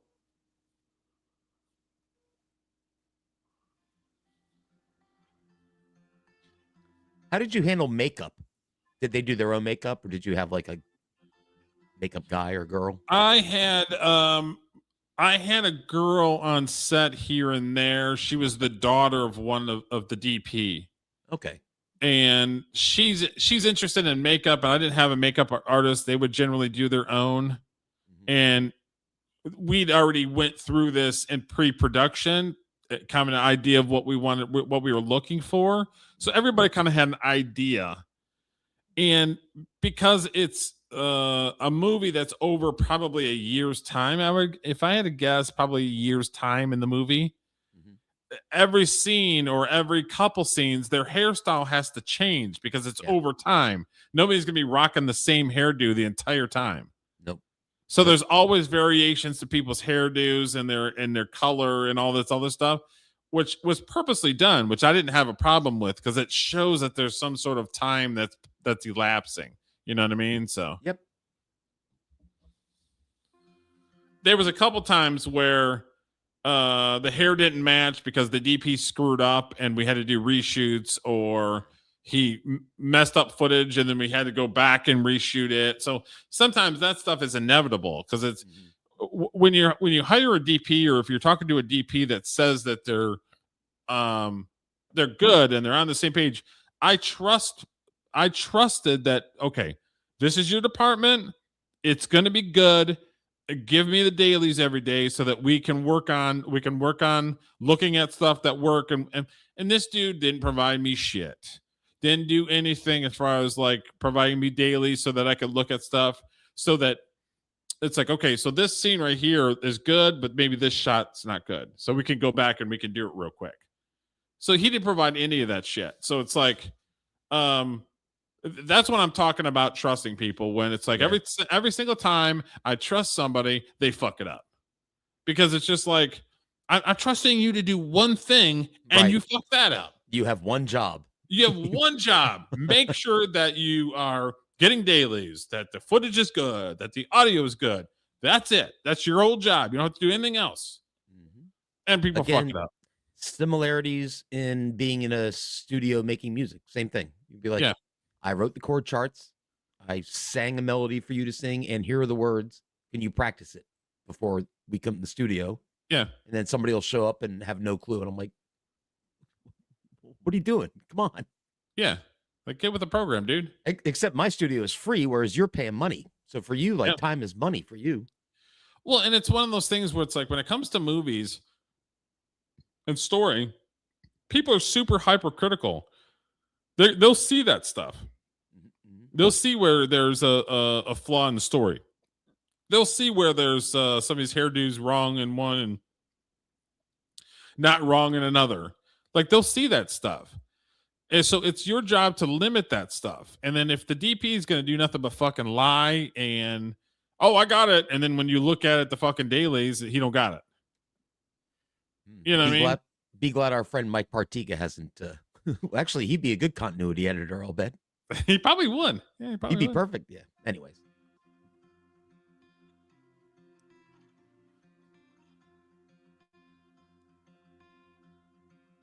The 3/4 sleeve shirt was a nice touch. That's very 80s. Oh, yeah. That's totally 80s right there.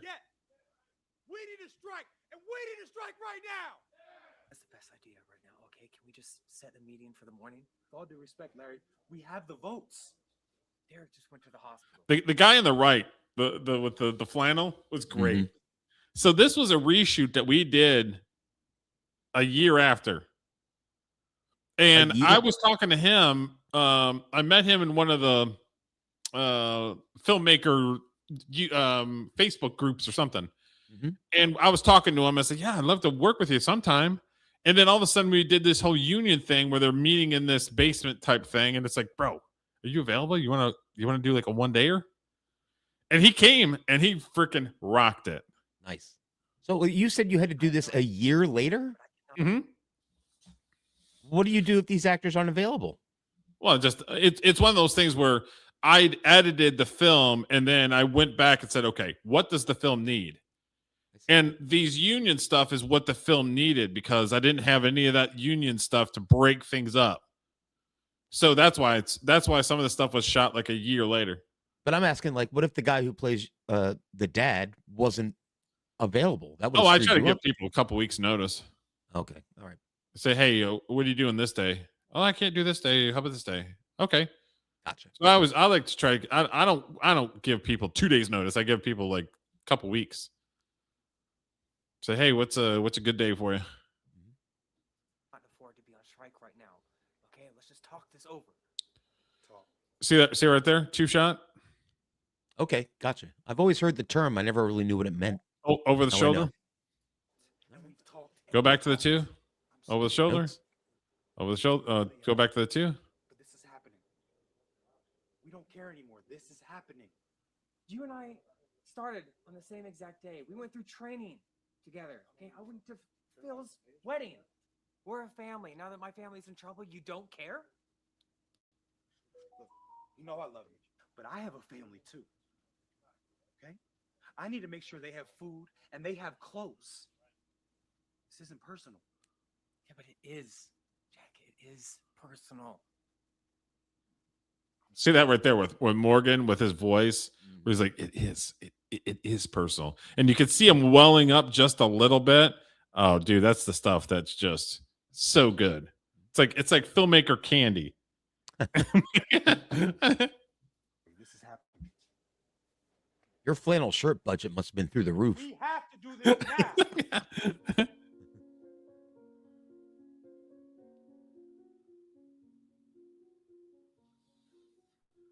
This right here. I That's a good- wish we that's a good had shot. a little bit better light that we could shoot through the window. To make it look like it's moonlight. That would have been good, but it was one of those things where it's like, okay, we got to do this and got to work with what we got. This right here, I wanted to show that there was a problem. See how far they're away from each other? Yep. I mean, anybody who's been, yes, I've So spent I wanted evenings to- in I- that position. So I They get don't have this. to say a word for the audience to be like, oh shit. Yep. They're not on the same page. Facing at the all. opposite direction, as far apart Yep. from each other as they possibly can be. Yep. It's home.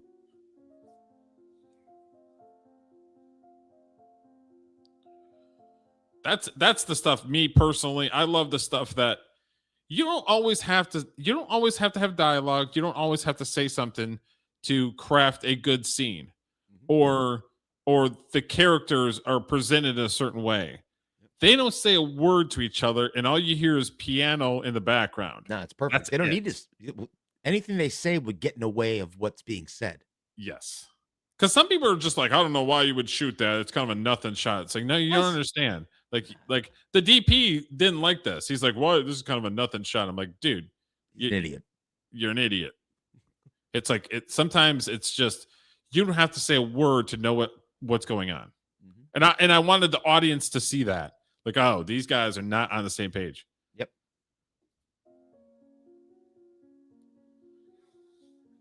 And then he wakes up with her gone.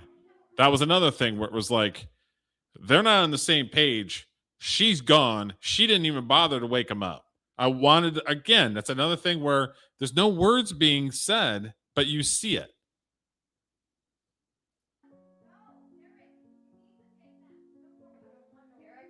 Another one. I don't want any more. What?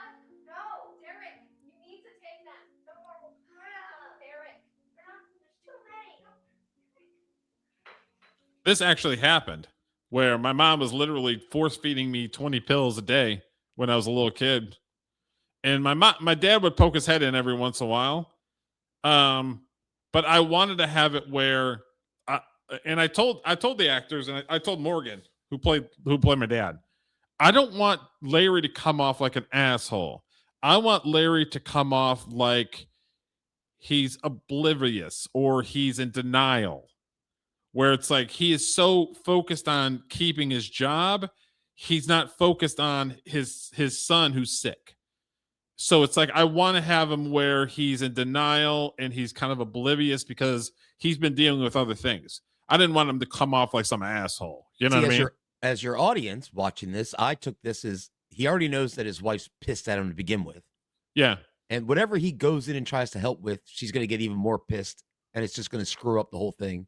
So maybe it's best that I just let this one sit and let her handle this shit. So that's why I had him just kind of walk over, Yeah. open up the door, and then she gives him the look, which is awesome. Right there. And then he stands there in disbelief, like I can't believe that this is happening. You know what I mean? Like it's and Morgan did this on his own. All we did was just come along for the ride. You know what I mean?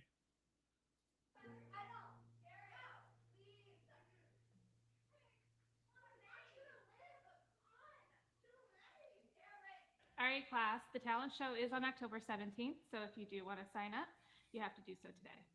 Yes, Derek. I don't feel so good. You don't look so good either. Jenny. Roasted. Derek.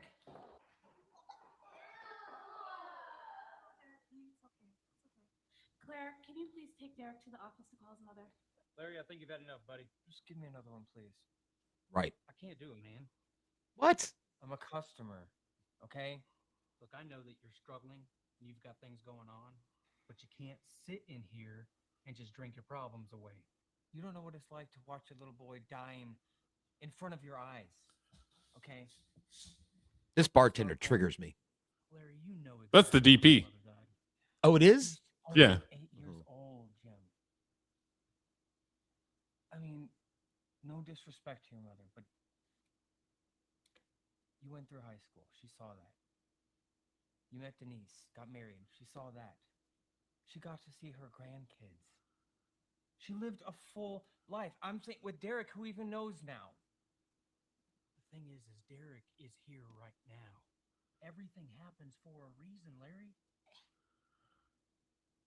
God, I hate that saying. How Me does that too. make any sense, huh? Yeah, I don't like that saying either. Nope. God wants children to be sick. And I'm a believer, and I don't like that saying because it's like, wait a minute, and I felt like what Larry's saying right now. I felt like that, where it's like, if it happens for a reason, you're gonna tell me that me almost dying of cancer happened for a reason? Yep. I can't tell you how many times I've been told, well, everything happens for, and it always enrages me. I'm Yeah, like, I don't like that saying at all. we're on the same page there. And I'm with, my kid to be sick. So that's why it's triggering, because I wrote it in there to be triggering because it triggers me. see, I'm just triggered at the bartender because he won't pour another damn drink. Just give the guy a beer. Jeez. No, he's a friend. So he's Yeah. speaking to him as a bartender, but he's also speaking to him as a friend. Because it's a small town, so everybody kind of knows each other, you know? Oh, I got you. All right. That's fair. I just go to a different bar. Just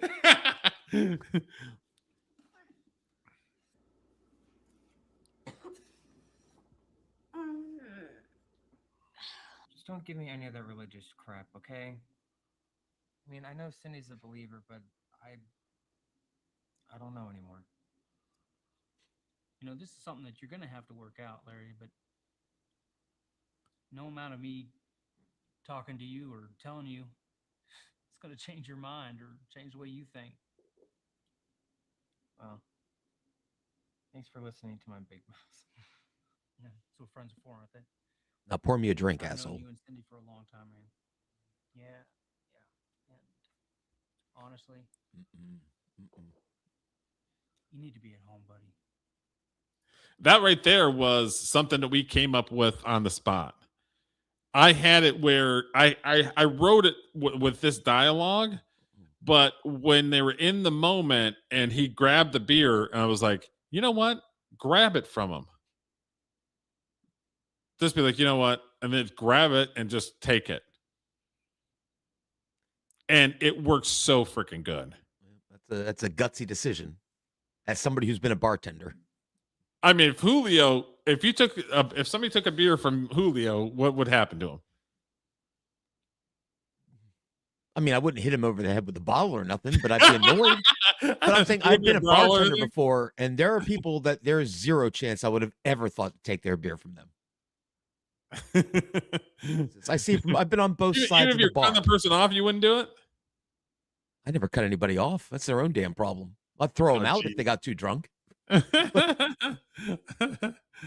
yeah, we put that in there. It wasn't in the script, but it the way that they were angled with each other and the way that he just kind of like, oh yeah, I know what you mean, and he just like, no, how about you grab it out of his hand?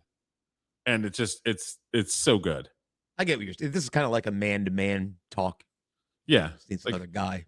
It's well, if somebody's like, well, Julio, you know, you need to be with your family, and then somebody grabs a bottle and is like, you know what, maybe I should, I don't know, and it's sort of, I wouldn't say condescending, but it's sort of like he's thinking about it, but he's not actually doing anything. He's still on that bar stool. So Well, I but wanted to he's- have it where it's like, you know what, maybe you're right, and he's like, no, and he grabs the bottle out of his hand and takes it. Yep. I feel the dad's character here. He's got work problems. His wife seems to not respect his work as much as she should. And then she's sleeping on the wrong side of the bed, not waking him up, giving him dirty looks. And he's like, I'm damned if I do and damned if I don't. So give me another damn beer. Let's just, what's the difference? You need to be with your family. You know, right now, you need to decide what kind of man you're going to be. The toughest part is because there's so many angles at a bar, there's so many reflections, there's so many televisions, there's so much that you have to worry about. So there was a couple other shots that I wanted to add to this that I had to take out because you saw like an edge of a TV or you saw like an edge of a reflection or something like Yeah, that. So stuff some you'd of this see in a stuff bar. is so hard to try to get around, you know? Now, this was an actual bar, I'm Yeah, assuming. this was an you're saying. actual Okay. bar. Yep. You can figure it out here, trust me. And then bars have beeps and all kinds of stuff that some of the machines make. And they have an AC that goes off. There's all Sure. kinds of stuff. Some asshole plays Freebird on the jukebox. Yeah, some asshole plays Freebird. And this is another one where he takes the beer and it's like he's like, okay, I'm gonna tuck my tail between my legs and go. I love this too. Dear Diary, the weeks seem to be getting worse. Today I had to force feed Derek to swallow 20 pills. Checking the 8 years punctuation. old and surviving on. One pill will make him lose his hair. I know it's going to be rough for him. I just feel so helpless. Hi, Cindy. Hi. This is another scene that it was written out perfectly and the DP fucked it up. Crazy busy and I haven't had time. I like the set. It's very bright, Derek being Yeah. sick and all. colorful. Well, the DB fucked up her the girl with the shorter girl. He fucked up her at her side because when he went her side, you're looking outside, and there was so much reflection and so much light that was coming out of the window and everything else. It's like, bro, like this we had 2 or 3 things to shoot, and you fucked it up. Yep. So That's I something- made it work, but it's one of those things where it's like the DP fucked this one up, and I did my best to make it as best as I could. Well, as a viewer, I would put that in the column that's something that only you would notice. Because when I watched it, I've seen hopefully, this but movie a somebody- couple times yeah. and I never thought twice about it because I don't know movie What to making. look for or something like yeah. Well, And the part coming up is all Ellie too. The look that she gives, because it's one of these things where like she's got family stuff with her immediate family. She's got family stuff with her mom. She's fighting with Larry. She's got to basically be the strong person in the family because she has a sick child. And then a friend that she's known from doing crafts and everything bumps into her, and she doesn't know what to say, or she doesn't want to be like, I wouldn't say a burden, but kind of like my center of life sucks attention right or now, and I don't want to burden you because my life sucks right now. well, you did say that if I recall correctly, you said your mom's side of the family were kind of cold and stoic. Yeah. And that's what she's doing. She's like being stoic. Like, Yeah. I'll talk to you soon. So when I talked to Ellie about it, because she asked about this, and I was like, it's one of those things where it's like she's got so much going on, and a friend stops her, and she doesn't know how to react because if it was up to her, she'd be at home in bed crying her eyes out. But it's not up to her; she has to be the strong person. So, but Or- yeah, she's being very stoic and very like, I don't know. It's hard to explain. But I get that. Ellie pulls I, it off so well. I get that she's feeling frustration that she can't go just hang out with her friends like the rest of her friends can do because she Yeah. has this special burden, I guess, or responsibility that the other women don't have. True. So maybe she's a little jealous of them that they get to go Could out be. and get. I never thought about that, but there's so many elements, that's what I so many see. thoughts that she could have. Yeah. Oh, yeah. Yeah. But this right here, this was all Ellie, how she turns like this, closes her eyes. She's great. Really, really good. This is Ellie too. Okay, so she had to go into a process to be able to cry because she couldn't cry like on cue. She'd have to get herself upset a little bit. So with her, it's just kind of leave her alone, let her do her process, and when she's ready, she'll let us know. So she went off for maybe 10 minutes or something, and then when she came back, like her face was like she was upset. You could tell that she was crying or whatever. And then as soon as she was ready, it's like, okay, get the camera, set it up, da da da. We're gonna have her walk into the bathroom and then go up to there, and we're gonna get a reflection of her at the thing. And then she's going to basically back up and just kind of like she wants to literally just get in bed and cry for 3 weeks. Like that, you know what I mean? But she's trying to hold it together. This is such a great scene. I gotta say, that's the cleanest mirror I've ever seen. Oh yeah, we had to wipe it down, make sure there wasn't any.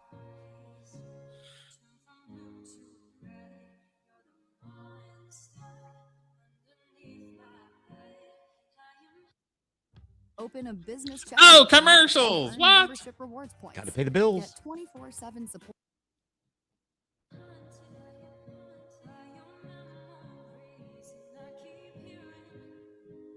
Doesn't YouTube know that you made this movie? They shouldn't show you commercials there. Oh, that doesn't work that way, but appreciate it. Leave a comment. This is so good too.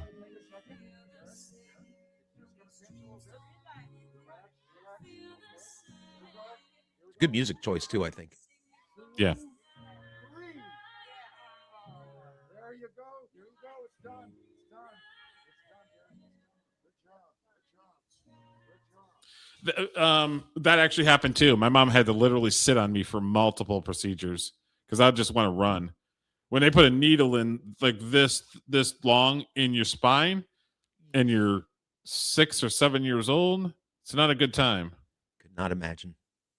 So my mom so many times had to sit on me, and as she's sitting on me, she's crying the entire time. So I wanted to have that hopelessness of her sitting on him, and she's doing it because she has to, not because she wants to, and she's sobbing as she's doing it. Ellie did such a great job. And I love how it transitioned from her sobbing because of a friend, and it goes right into her holding her son down. So it's sort of like it's all in her head and all happening at the same time. And you could tell that like all this, like she's trying to hold it together, and then the next scene is her doing something of the reason why she's crying is because she's trying to hold it together, and she's not doing a very good job of hiding it. You know what I mean? Yep. They're doing the best she can. She did such a great job. She wanted this scene for her reel because she said she did such a great job. All right, class, don't forget that we have a math quiz this Friday, so please make sure you're studying for it. I am going to step out for a minute, so please make sure you're quiet. Smoke some weed. This stuff happened too. I got called a loser, fat, ugly. Why do you leave school half the day? You're faking it. You're a piece of shit. I got all of it. So this girl is sort of the microcosm of all the stuff that I did. And then when I started standing up for myself, a lot of that stuff went away. Imagine that. It's funny what happens when you punch somebody in the face. It's funny how I didn't punch any girls, but there was plenty of dudes that got little kids that got Yeah. punched. Tom, it's like you have to leave every day. Like, I wish I could go home whenever I want. Well, you don't. What did you say? Nothing. What's with this stupid hat? Not stupid. Hey, freak. Tomorrow. It's funny. It's like if you ever peruse the comments for the most part, the comments on the YouTube channel and the videos are pretty positive and people are engaging. But every once in a while, you get some asshole. And it's like they call you names or they'll call you fat. And it's like, I just laugh at them like, you're a fucking piece of shit. You have no idea what you're talking about. See, I take that when somebody's like, "Oh, you're fat and old." I'm like, "Yeah, that's my Yeah, fault." Well, I can't help being old. I could be less Well, fat. I That's on just me. I immediately delete. I immediately block them because it's like they're not. It's not in good faith. If somebody had like oh, you know, I disagree with you on this one and this is what like I love that stuff, the engagement, but it's just like you get people that call you fat losers and it's just like, okay, you're gone, you're done, because it's like obviously you don't watch our channel because we talk about this stuff all the time. I talk about my movie because I made a movie and I like to promote it and have people watch it and everything. So it's like obviously you've never watched the channel, you never watched the movie, Right. and it's you're being annoying just to be annoying. You know what I mean? I've responded to a couple of comments like that on the channel, but I Yeah. usually respond with, "Hey, thanks for checking out the channel. Appreciate it." Cool. I'm a kill 'em with kindness kind of guy. Somebody calls me fat, they're not telling me anything I don't already know. Been fat for most of my life, so I'm newly fat. I'm getting used to it. so this was another one where I had it scripted differently than what we had to go with because of location. I couldn't find a certain look for a park. We couldn't like the school that we picked didn't have a playground in the back of it because it was an old school. So it's like sometimes you have to roll with the punches. Sometimes it works, and sometimes it works. But I wish it was better or different. But as somebody that doesn't know filmmaking, it's kind of like you just kind of throw it out there and hopefully people like it. You know? Well, that and as a viewer, I don't know what was going on in your head or what you wanted to see. Yeah. I'm only experiencing what I see. Yeah. So when you're saying you're disappointed and it wasn't what you thought of in your head, I don't have that experience. So I'm just like, I don't know, it looks good to me. I mean, Yeah. you know. So like this right here is I wanted it where everybody's like, okay, so they're basically treating him like he's got leprosy. So if you notice, he's by himself. Nobody's talking to him. Everybody's just kind of walking by him. I wanted to have that because I want Derek to start. I want him to start fighting back eventually, but I also want him to start questioning why these people are treating him the way that they're treating him. That and even the position he's sitting in on the bench, it's like he wants somebody else to come and fill up the space that he's left. Yeah. But nobody's doing that. But that's what I see.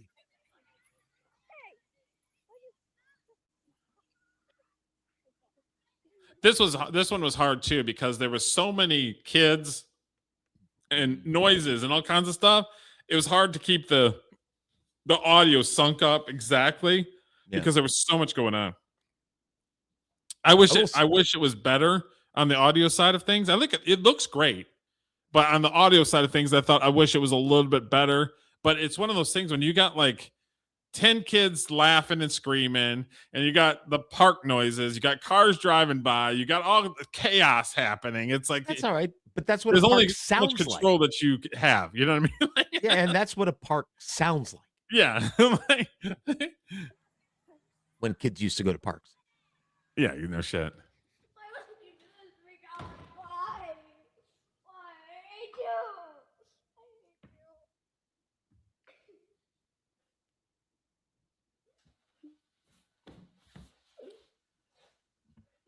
Poor little fella. Mrs. Williams, what are you doing in the closet? Hey, Derek. Just having my lunch. In the closet? It's where I like to get away. I did like that out of nowhere appearance by the teacher. It was one of those things where the teachers showed concern multiple times, and she stood up for Derek against the students. But she never had alone time with Derek. So when I wrote this scene, it's like, okay, she's gonna somehow just appear to Derek and have a conversation. And then when we went to the school, it's like, oh, they're going to be in a closet. Yeah. So he's going to like run and be irritated and upset, and he's going to go hide somewhere in a closet, and she's going to be sitting there. So it's sort of like a reveal where it's like a character's shown concern for Derek multiple times, being the teacher, but they've never had one-on-one, and it was like, I think it'd be good, kind of a cute idea where she just kind of appears. See, I viewed that scene, and it probably wasn't how you meant it, but that little 2-second when she appeared, I thought it was like funny. Yeah. Because I didn't see it coming. And then all of a sudden there's just this teacher eating in a closet out of nowhere. It was almost like I think people take it that. I mean, I never it was like I never intended it Nosferatu. to be like that, but I think it comes off that way where it's Yeah, like, I like oh, it. 'Cause there's not a lot of you're laughs in the reacting the movie. way that Derek reacts. Like, what's the teacher doing in the closet for? Yeah, it was like Nosferatu just showing up out of nowhere. Like, what? Well, don't worry. Just know that they will be dealt with in time. I can guarantee that. But I just want you to know that, if you ever need anyone to talk to, my office is always open.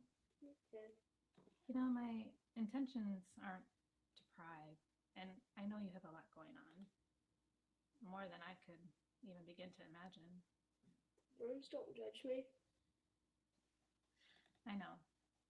The kids don't understand, and the only way they know how to act is to act out. But the more you give into their attitude, the more you fuel it. Do you understand? Yeah. Anyway, I am going to leave you be, but I do expect you to be in my classroom in about 10 minutes.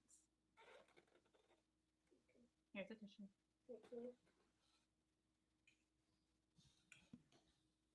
Derek, how was school today? But I thought it was a cute little moment between him and his teacher, and then she basically says, "I got your back."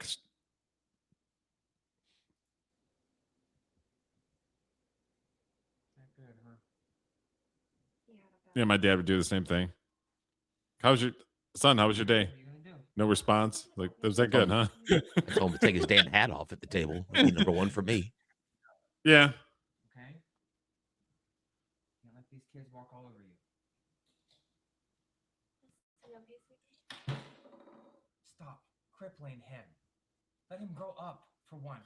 Okay? So this came from a lot of criticism from some of my family members that said that my mom babied me too much, especially when I was sick. Also, those same family members didn't go through the same shit that we went through, but that's Sure. in hindsight, them giving their opinion. Yeah. So this is what this scene is about, is Larry's taking the perspective that she's babying me too much. And Cindy's taking the perspective like, look, you're not there. Like, where the fuck are you? I have to be there. And then you're going to sit there and tell me that I'm babying him too much? So that it's this constant difference in opinion of how they're going to parent their kid. This kind of discussion, maybe not in front of the child, happens in a million households all the time. Mothers always baby the kids, and fathers are always like, he's got to toughen up at some point. Yeah. Like, let him get punched here and there. Well, my dad raised us like, well, get up and wipe yourself off and go back at it. Like but you I'm said, bleeding. Put some dirt on it. Well, like there were a couple of occasions. I was not a fighter in school at all, but I didn't get bullied either because I was in the same school system my entire life, so I knew everybody. But there were a couple of occasions where I just haul off and punch somebody, and that generally fixed things.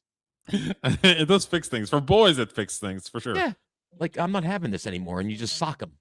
That's the end of it. But can we not do this in front of him? Derek, if you're done, you can go get ready for bed, okay?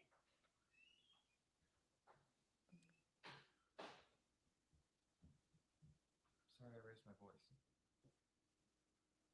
I don't mean to. I just get angry sometimes, Or maybe how about being there for your family instead of just rushing conclusions? Yeah, Cindy's not having none of this one. I'm being there team for La- your damn family. I'm Team Larry all day. and this is something that actually happened too. I woke up and my parents basically set that up where I would lose my hair during the summer and not during the school year. So I lost my hair during the summer. But in a movie, you're not going to have the kid lose their hair during the summer. No, he's going to lose the hair during the school year.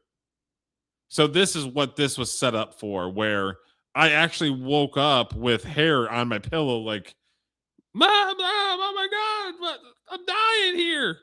So this is stemmed from something that actually happened when I was a little kid. It was thoughtful of your parents to have you lose your hair in the summer where it makes more sense. Yeah. Mom! Derek, what's my hair's falling out. Sweetie. No, we can comb it out a See the little bit. posters in the background? Janis Joplin. Yes. I Walt noticed that. Disney. Is that Maryland? Oh, Disneyland. Okay. Hey, those pills? It's nothing are gonna make your hair fall out. Okay, it's just a side effect. Be okay. Those kids are gonna make fun of me. Dear Diary, today I had to pull Derek's hair out. Because of the chemotherapy, he will be bald for a while. I wish it was me going through this. Not really bald, just getting a little crew cut. Getting your buzz cut. Yeah. Yeah, that was a thing that before we started shooting is Griffin didn't want to be completely like Bick bald. I don't blame him. He didn't want his friends to make fun of him. Like he agreed to a buzz cut. He didn't want to go Bick bald. And I'm not going to use a bald cap because Hollywood doesn't even get a bald cap correct. You could tell that it's half the time it's not correct. So it's like that's something I had to compromise on. And nobody's really brought up the fact that he's not completely bald. No. So I don't know if they understand that, but it's just kind of like the actor, the little actor kid didn't want to have it completely Bick bald. Plus, I think you have to understand, but I mean, understand that like most people who watch this movie don't know what it's like to go through what this character is going through at a young age. So to me, I didn't even think twice that he's not bald. I'm like, oh, I get why he got the buzz cut. Yeah. I wasn't that nitpicky. And shout out to the actor for being a shrewd negotiator with you. He's like, oh, hell no. Yeah. You're not shaving me bald, son. Yeah, he did not want You to. ain't paying me enough for that. and he was doing such a good job. And it was something I had to compromise on. So it's what, like, again, a lot of times you can get away with 90% of the stuff that you want to do, but there's sometimes you have to compromise on stuff. Yeah. Plus, the kid has a life outside of the movie. He's got to go to school or whatnot. And See, people that are in the industry and film festivals, they're professional nitpickers. So I can nitpick my own movie and understand that there's still little things that I would love to clean up. But it's one of those things where it's like, I'm very proud of this movie. It turned out great. Is there stuff that I would love to maybe had another run at it, or maybe had it come different or something? Sure. Who doesn't? But there has to be a point where you have to walk away. You have to say, it's done. I have to walk away. This movie has to be done so that I can live my life. I can go on to the next project. Sure. Like it's one of those things where unless you're an artist, you have no idea. You're just like, well, I saw something here that didn't look right, or maybe it was boring. And it's just like, oh, okay. All right. What I hope I bring to this stream is the viewer's perspective, but a viewer who is actually somewhat familiar with the creative process. Yeah. I've already said a couple of times, like, oh, well, I saw this when I saw the film. And I'm always interested when people listen to a song that I wrote and go, oh, I heard this. And I'm like, oh, I mean, that's great, but I didn't think that when I was writing it, but awesome. Thanks. Yeah, I'll listen to people's opinion if they do it in good faith. Sure. I'll listen to them. And like I said, there's stuff in the film that I would have loved to take another shot at. But unfortunately, it's like you got time, you got money, you've got locations, you have actors. I mean, there's so much stuff that you have to get done in a short period of time, because you never know when you're going to be able to get everybody back together. So it's one of those things where it's like, if you're a creative person, you understand that. If you're not, you don't understand that. Right. Derek, you have to go to school. Don't blame me. I rented that car, and I'm like, okay, we got to get a car that's like in the 70s or the 80s. And it was a big pile of shit. They had to work on it to just roll like 5 feet. So that's why, like, oh no. Yeah, it literally went 5 feet, and she stopped it and then put it in gear. And it was like, okay, so I'm not gonna have her completely roll up, but we'll just have her kind of roll up a little bit and stop. And then she just kind of puts it in gear, and then we do the scene, you know. Morning. Hey. Good morning. Morning. Morning. Good morning. No, Derek. Come on. I don't want to go. Please. Once you're inside, I don't want to go. Hi. I don't want to go. Derek, let go. Please. No. This also happened as well. Like I resisted leaving the car, and then Griffin, like when she would open the door, he would kind of turn his body and cower, and it's like, Griffin, if you're gonna move your body like that, then grab onto like the console and hold on for dear life, and she'll grab your legs. So that's what happened. Is he kind of cower like this, and then he'd grab on and she'd grab his legs, and it's such a funny scene. Derek, I know it's going to be difficult, but how about we just take it one day at a time? Is that a deal? Come on. I'll grab your shoe. Okay, bud. I'm gonna be back here at 1. Okay, right out front here. Thank you. You have a good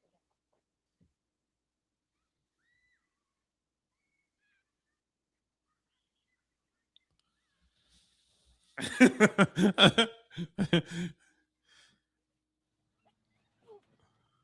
Please, what are you gonna do?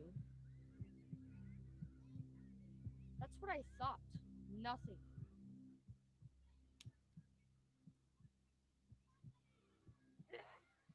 Bro, chill out, bro. Stop. This was another one where it's so hard because you got 15 different kids screaming and yelling, trying to match up the audio. And then Griffin, God bless his soul, he didn't want to take a huge bump. So when he tripped him, if you notice like how he lands, it's like the softest land ever. And again, I can't press him. He's doing his own stunt, you know. And you pretty much have to work with it. So I wanted him to, when he got up and and the little kid's like, yeah, well, you're not going to do nothing. You're just going to sit there. And then he gets up with all the fervor and starts going at him. I wanted to have that where it was like he got tripped. He wants to cower and cry, but then he gets up and rushes the kid. And then I added the heartbeat afterwards because there was so much little kids in the background and screaming and yelling and lawnmowers and all kinds of shit in the background. I was like, what happens if I do like a heartbeat where the heartbeat just kind of goes a little faster, a little faster, a little faster Clever. when he's on the ground? So that's why you hear the little heartbeat, because it's like, I got to have something audio wise to kind of break up the chaos with little kids screaming and lawnmowers and all kinds of other shit, you know? Yeah. See, I hear the heartbeat and I hear anger. Yeah. Mm-hmm. And I will say your casting choices for the jerky kids in the movie were great because Oh, they look yeah. like jerks. No offense to the young scenes people, that but they have coming up are my favorite. This introduces the one kid, you know? It's funny as the kid, because this was 3 years ago. So the kid that plays the bully is twice the size. He grew like a bunch and cut his hair, so he looks like a different person. It's pretty funny. This is another one that I had it in the script, but it was one of those things where it's like the kids are lined up because they're getting in trouble by the principal. And the one kid is just like, I'm in trouble all the time, so I'm cool. Yeah. That's why he's basically just yawning like, oh, it's another. Mrs. Mullins, thank you for coming. man spreading, yawning. It's like whatever. Yeah. I don't have time for chit chat. What happened? Well, Mrs. Mullins, there's an altercation in the playground. Okay, so this is the scene where this fucking lady didn't know her lines at all. I had such a hard time with this scene trying to get it together so that it looks good, it sounds good. And for the most part, I think I did it, but it definitely could have been way better. Because this lady just didn't want to learn her fucking lines. She didn't want to put in the work. Your child kicked another student in the groin area. What? He was punching me and kicking me. What was I supposed to do? All I know is there's a situation, and I can't comment on anything else. Who did he kick? A student by the name of Michael Thompson. School bully Michael Thompson? You know, that kid has been punching my kid in the face. With all the pills my kid takes, he could bleed to death. So forgive me if I don't care about poor little Michael Thompson. I'm just trying to get a grasp of the situation. Well, I teach my kid not to fight, but to walk away. I wasn't there, but I believe he was defending himself. He had to do something to stop from getting punched. Mrs. Mullins, I'm not aware of any of these situations. Plus, that was a hard location because it was kind of a small office. So there was a lot of light and all kinds of shit, like trying to manage it. So sometimes some of the smaller places that you try to fit in a camera and try to shoot or whatever, sometimes it kind of bites you in the ass, you know. But it's one of those things. Did the other actors get annoyed with the lady who didn't know her lines, or did they not? No, because this was almost the end of a day, and we only had a couple. We only had the lady playing the nurse, the guy playing the endocrinologist, Cindy, and the kid. So we had kind of a small crew, but it was one of those things where it's like that's unacceptable to me. Know your fucking lines when you come on set. Unrelated question, but is that lady who didn't know her lines single? Do you happen to know that? She's kind of pretty. I'm just saying. She's a handsome woman. She's handsome. So I can't comment on anything nice looking. other than Michael Thompson may have some serious internal bleeding. However, your son did a small Some internal bleeding. That's an 80s reference. And the mom's just like, fuck off. But if you notice, okay, so Act 1 was the family's normal, a normal family. Sure. Act 2 is Derek gets sick. Act 3 is the family starts fighting back. They're fighting back emotionally. They're fighting back from bullies. They're fighting back from principals. They're fighting back from like all this stuff. They're starting to fight back. Because before it was sort of like normal family, you're in some shit and cancer, and then all of a sudden Act 3 is the family is starting to fight back. We are gonna take some drastic measures here. So Derek is fighting bullies. Cindy's basically not taking shit from the fucking principal. Larry's not taking shit from fucking coworkers. So it's like all this stuff is and somebody be like, well, that's not a proper Act 3. It's like, well, with my movie, it is a proper act because there's different stages of what's going on. Yep. Or seasons, if you will. There's different seasons. Oh, that's it. A reason or a season or a lifetime. And tomorrow. Well, if that's it, then we'll go. Kind of Kirsten Stewartish. In the mirror, I see The mom, warriors her face a little Oh. bit. Fear. We're not gonna hurt you. A tear never offers. A smile always gives. All right, Derek. I know there's a story behind this poem. But what a life it lived. Needles going in. All right, that's good. Good, Derek. I found it online about 20 years ago, 15 years ago. And because I was looking for little phrases or little poems about cancer.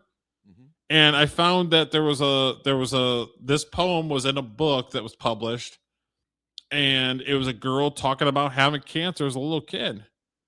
And the name of the poem, The Warrior. So that's why the movie is called The Warrior. It's because it's based off of this poem. I knew there was a story behind it, but that's because I knew there was a story behind it. Oh. I had spoilers ahead of time. Nice. But still no sign of pain. No cries to make you doubt. Each day you see this person. She's very good. Think that they're so brave. Yeah. Each day you see Here we us go. laughing. There you go. but There you tears go. are ours to Relax. say. Relax. So when you see our armor and think we're calm and mild, remember this one thing. The warrior is a child.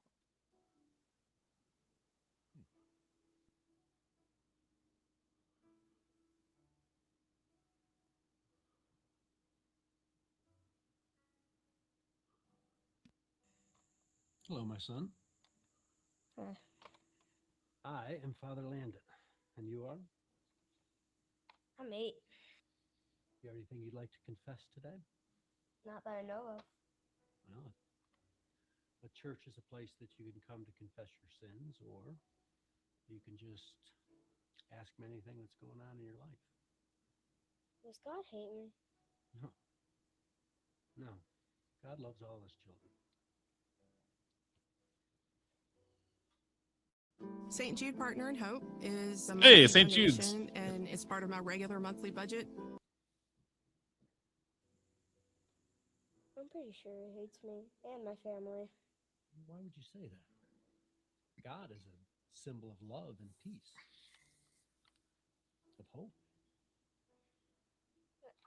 I have cancer. And Father just lost his job, and kids at school hate me and wish I would die. So where is God? Not with me, that's for sure. Oh, I am so sorry. You don't deserve that. Much troubled you are. Talk to me some more. I'm sorry, Father. I'm leaving now.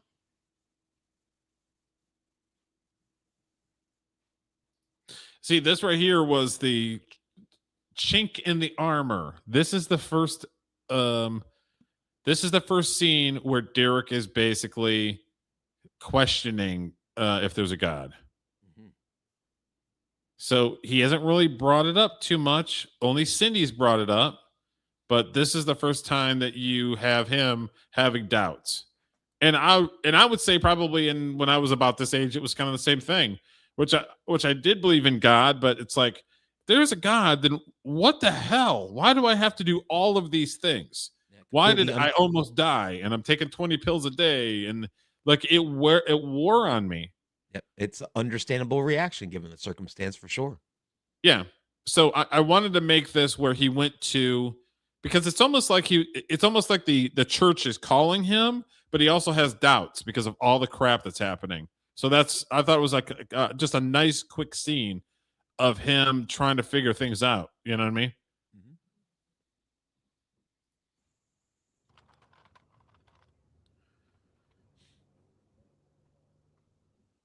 You know what movie that was from? No. My Cousin Vinny. Melissa Torme did the same thing. She walked up these stairs right here. Oh, no kidding. Oh, So would never shut thought up. that. The two Utes. Two Utes. How was school, bud? I don't want to talk about it. You're gonna have to figure something out. You gotta go to school. Everyone is staring at us. It'll be fine. Hey, Cindy, 3 today? Yeah.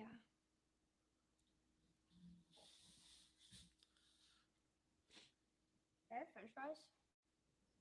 No, because remember your medication. The hardest part with this was this actually happened. So there was people staring at us when I was probably 6 or 7. And I had bruises all over my face, and they were staring at me, at my parents, thinking that they beat me.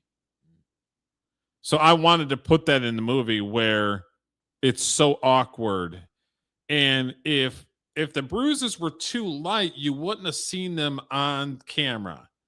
So that was the hardest part, is making bruises on his face be dark enough that the camera's going to pick it up without being too crazy, which I think they're a little bit too crazy, but I wanted to get the point where there's bruises on his face and it's evident that people are like looking at him like he's being beat up or something. You know what I mean? I think they look good. So it's one of those things where it's like it's a decision where it's like he didn't have that severe bruises on his face throughout the entire movie except for this scene. And it's one of those things where it's like we have to have him kind of dark so that you see him. Yeah. Because it's not going to play right if they're super light and you don't see nothing. It's like, I don't see anything on the kid's face. Why are they making fun of him? So it's one of those creative decisions that that you have to make that somebody that is a filmmaker might be like, oh, you went a little crazy with the makeup, huh? But it's one of those things where it's like it has to play.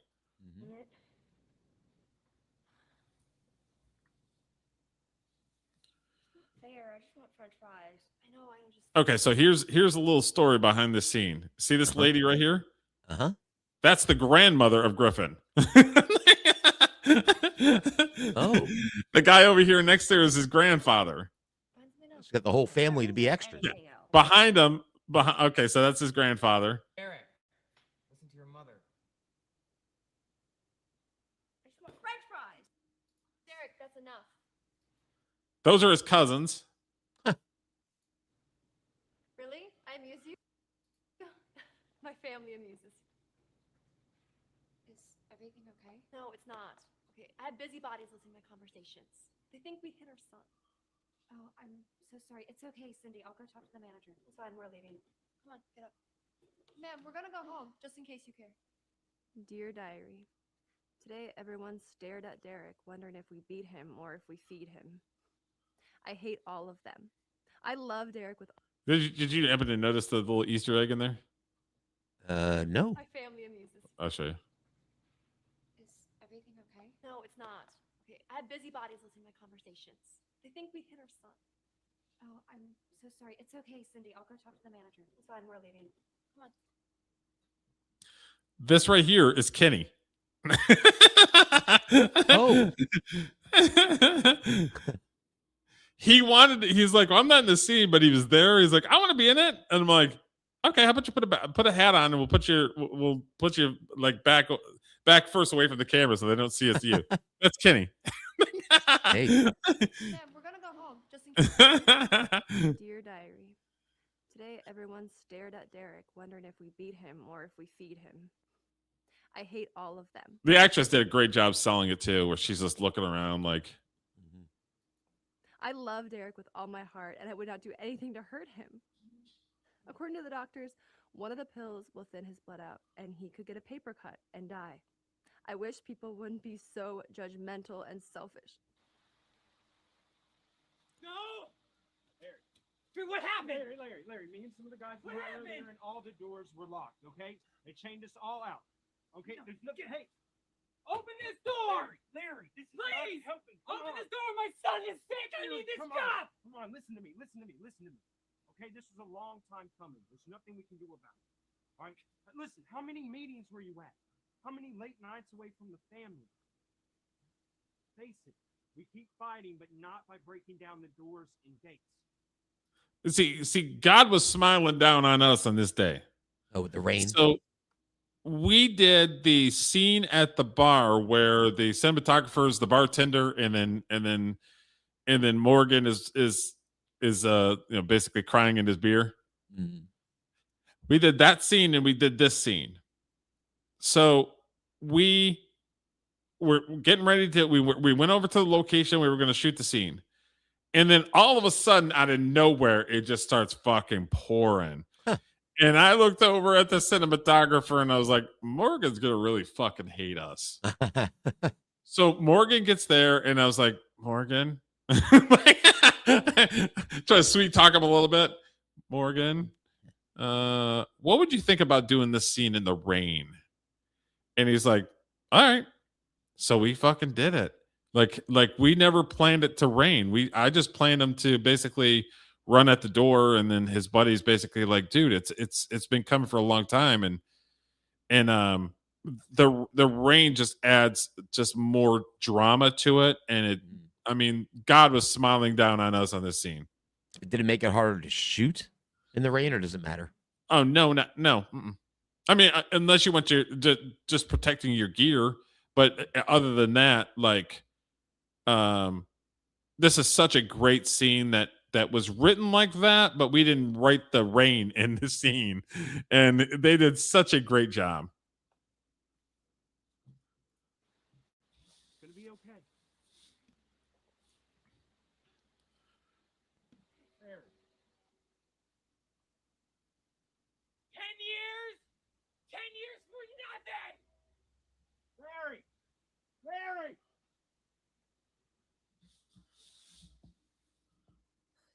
Glad that you're over again. Fords, baby. Me too. I wanted to come over a week ago, but my mom said you were sick and I should let you rest. Are you?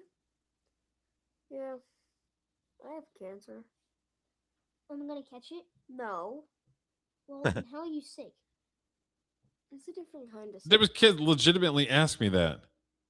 Like, oh, is that right? They kind of like be away from me. Like, am I gonna catch it? It's like, no. Kids don't know any different. Yeah. Reasonable reaction. What is it? Something with my blood. Makes my bruising feel all bad. Why can't you just get new blood? I guess I could. I don't know. Well, if you, then when are you gonna get that new blood and when is your hair gonna grow back? My mom says whenever I feel better. Well, I'll still be your friend. What if I don't want to be your friend? You have no choice. I keep coming over. Thanks, Kenny. You wanna watch movies and sleep in the fort? Maybe. Yeah. Then we could even steal some popcorn. Oh. I don't know how much more of this I can take. Yeah, I love that scene because I wanted to have a conversation between the little kids trying to figure out and they're little kids. They don't know anything. No. So it's like having a conversation about something that's important, but it's coming from little kids that don't know. Yeah. And I thought it was such a cute scene where it's like, well, my mom said it. If I feel better, it's going to go away. You know what I mean? And then he's like, well, I don't want to be your friend. It's like, we have no choice. I'm just going to keep showing up. Yeah. So it's like all these little hints that I made where Kenny's going to be there no matter what. Mm-hmm.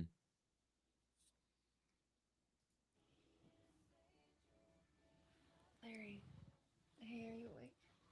I don't. How much longer I can do this? Tomorrow I'll go and see my mother. Okay. Hey, I love you. I know that the plant closed their doors and I'll figure out something till they open again, but right now I'm here. And I'm so sorry for the way that I've been acting. Hey, Eric, go grab your glove. We'll play some catch. Okay? And hey, maybe afterwards, go for some ice. Okay? Okay, Dad. Larry. He's pretty weak. He needs to rest. Besides, we have a doctor's appointment later. I just want to spend some time with my son. Okay? I haven't been able to for weeks. No ball. Okay, he's not in any condition. He keeps throwing up because of that medication. He looks good. He's got tons of energy and it'll actually do him some good to get out of this house and away from you. Okay, he's sick. I know, okay? I know. I'm just sick of you babying him all the time. You know, it's easy to criticize me for being there, but someone had to be, and you weren't. What do you want me to do? Okay, I've been busting my ass trying to provide for this family. Right. The plant closes their doors. We have no money coming in. What do you want me to do? Be a father. Okay, be there for him. He looks up to you. He needs you. I need you. Then when you're here, it's like you're not. Maybe with another family, but... Wow, okay. So you've been listening to your mother.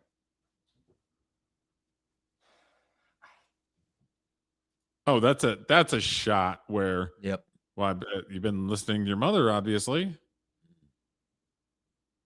Nobody wants to hear that. I know if somebody says that to about my family, it's like, I don't want to hear that shit. Nope. What do you want from me? I want you to see that this is real. Okay, and I know it's going to be hard, but we are the adults and we're supposed to take care of this. Okay, together as a family. Thick and thin.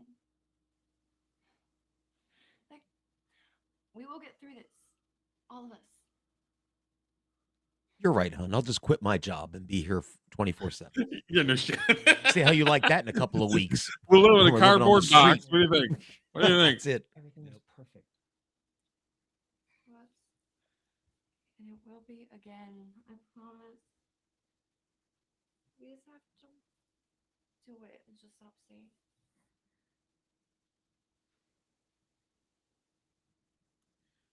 Tell Lily I say hi.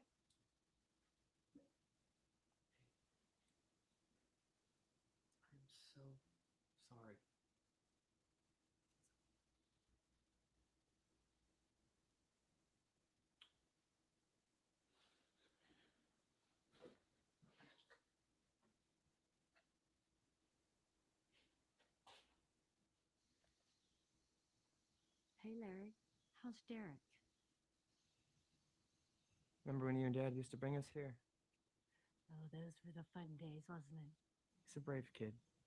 You know, Cindy, she's doing everything she can to take his mind off. This actress right here, she was having trouble with her lines too. She read her lines, but she was having trouble with them. And once she got them, she knocked it out of the park. Like this scene is so good. I was gonna say she looks like a supportive mother. Yeah, but So- it's one of those things where it was a battle because she was kind of nervous and she was forgetting her lines. But then once she kind of calmed down and she went for it, she did a great job. Like she kept apologizing that she didn't like she was messing up or whatever. It's like, don't worry about it. Just calm down and we'll get through this. And right. when once she calmed down and she went through it, she did a great job. Cindy is such a trooper, and she's staying so strong. You were so blessed to have such a great family. Mom, I'm just so confused and angry. And I don't know what to do with these thoughts and decisions and feelings that I keep second guessing. Larry, it's okay.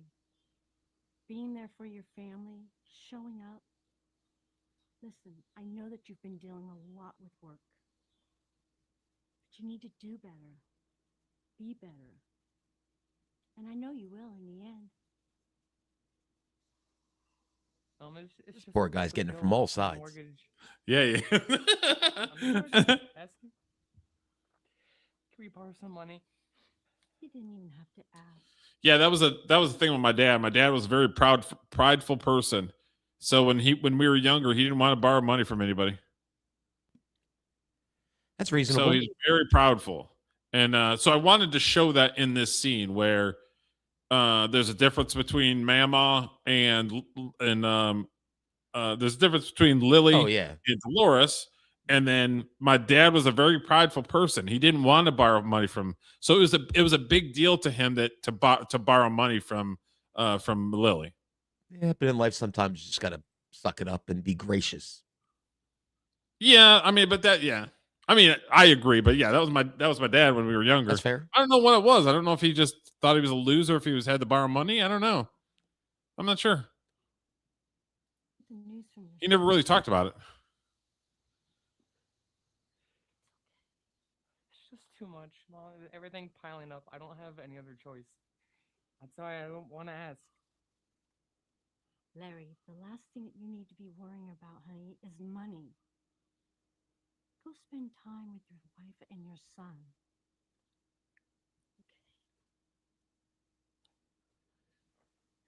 I love you. I love you I'll too, son. I'll pay you back every time. Whenever, I love you, son. And I'm always here for you. Always. And never forget that.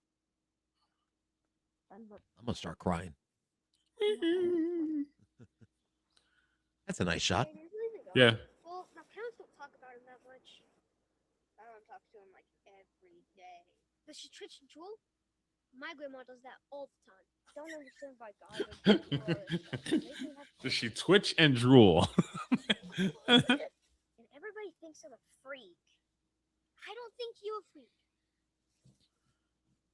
You know, See, this is another one where he hasn't been sick in front of Kenny. This was the first time he was sick in front of him. So that's why he's like, everybody thinks I'm a freak. And Kenny's like, well, I don't think you're a freak. Because this was the first time he was ever sick in front of him. Okay. why don't you talk to God? Oh, this God talk is making me hungry. Is your mom making dinner? I'm a 200-year-old elm, and while I might be holding up on the outside, on the inside.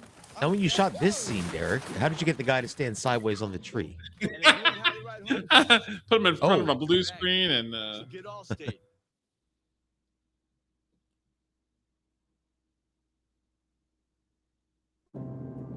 oh, I see.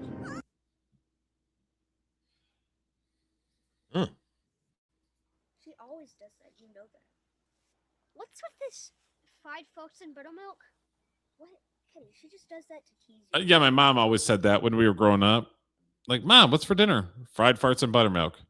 That's gross. That is gross. So that's why I was like, I got to put it in a movie. I got to give a shout out to my mom. Sure. It may be good. Oh, can't eat it. So he's like, it may be good. Like, you're disgusting. Go ahead and get that prescription sent to you. All right, 10 a.m. Thank you so much. All right, bye-bye. Hey, you. How are you? I have a surprise for you. Really? What is it? Well, come around and I'll show you. I got something that I think you'll like. Look at The actress that played the nurse, I liked her a lot. She overacted a little bit, but it's one of these things where it's like, it's one of those things I just kind of was like, it is what it is. You know what I mean? She's good. You're so funny. She's likable. Like, she was such a sweetheart.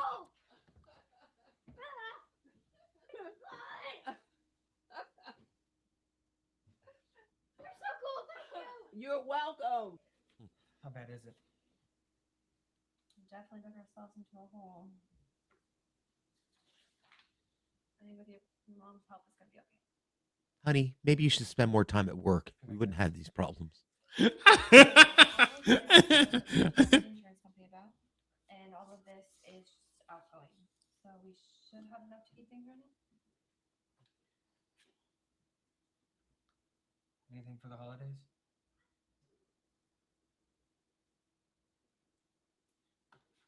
Well, It's that little stuff right there where she kind of did like the little head shake with that no. So I have a gift for you.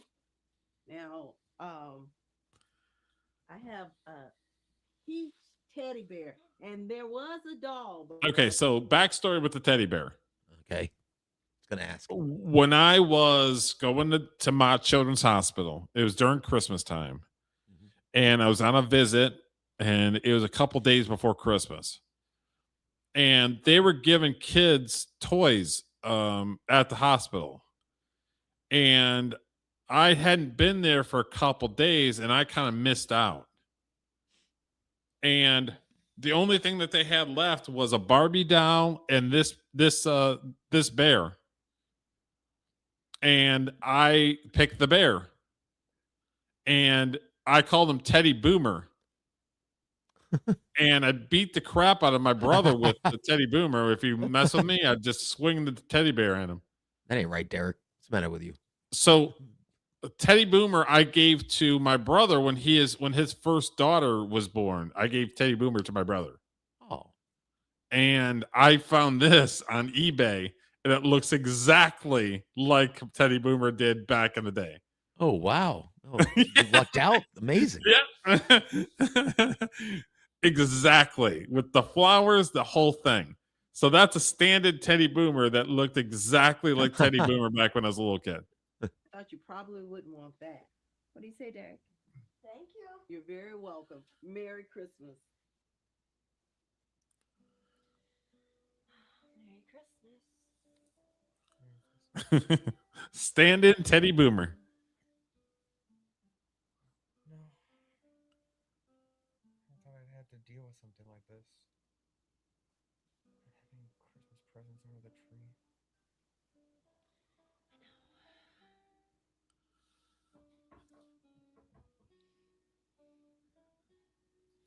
So this was another one where it's like if a family's struggling, going through financial problems, and you don't have the money to provide gifts to your kid.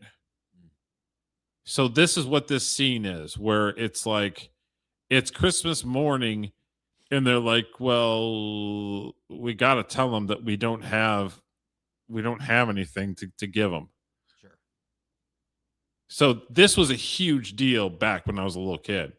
And there was one or two Christmases where my grandmother or Lily bought Christmas gifts for us because my parents couldn't afford it. So that's why I made this scene where they're just like, I don't have anything to give him for Christmas. Like, there's no Santa Claus that's showing up to the house. So yeah, this was a big deal.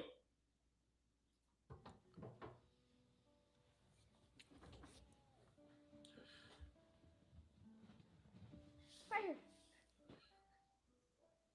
Wow. What'd you get? Does Derek know about tomorrow? No, I didn't tell him. Is he gonna freak out? I can imagine, but I don't want to ruin Christmas anymore. Good idea. Did you have to put up a Christmas tree for this, Derek? Yeah. This was another one was insanely hard. Okay, so you're not going to, but for anybody that watches the live stream or watches afterwards, all the twinkling lights is gonna give off light, including my practicals that we have in the background, including the lights that we have for the actors. You have all of these light sources freaking everywhere. Trying to make it look good is tough. It's tough. Because if you notice, you got the practical in the background. You've got him who's kind of on the yellow side because he's got the practical in the background. She's completely purple because of the lights on the tree. It is kind of a weird, like, sickly hue. Yeah. Over the. Tell your mom we say thanks.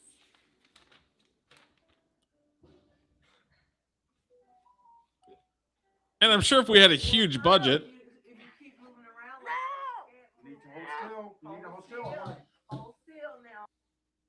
I think it's something. I'm sure if we had a huge budget, we'd have been able to take the lights and individually put lights that like Sure. in post, but we don't.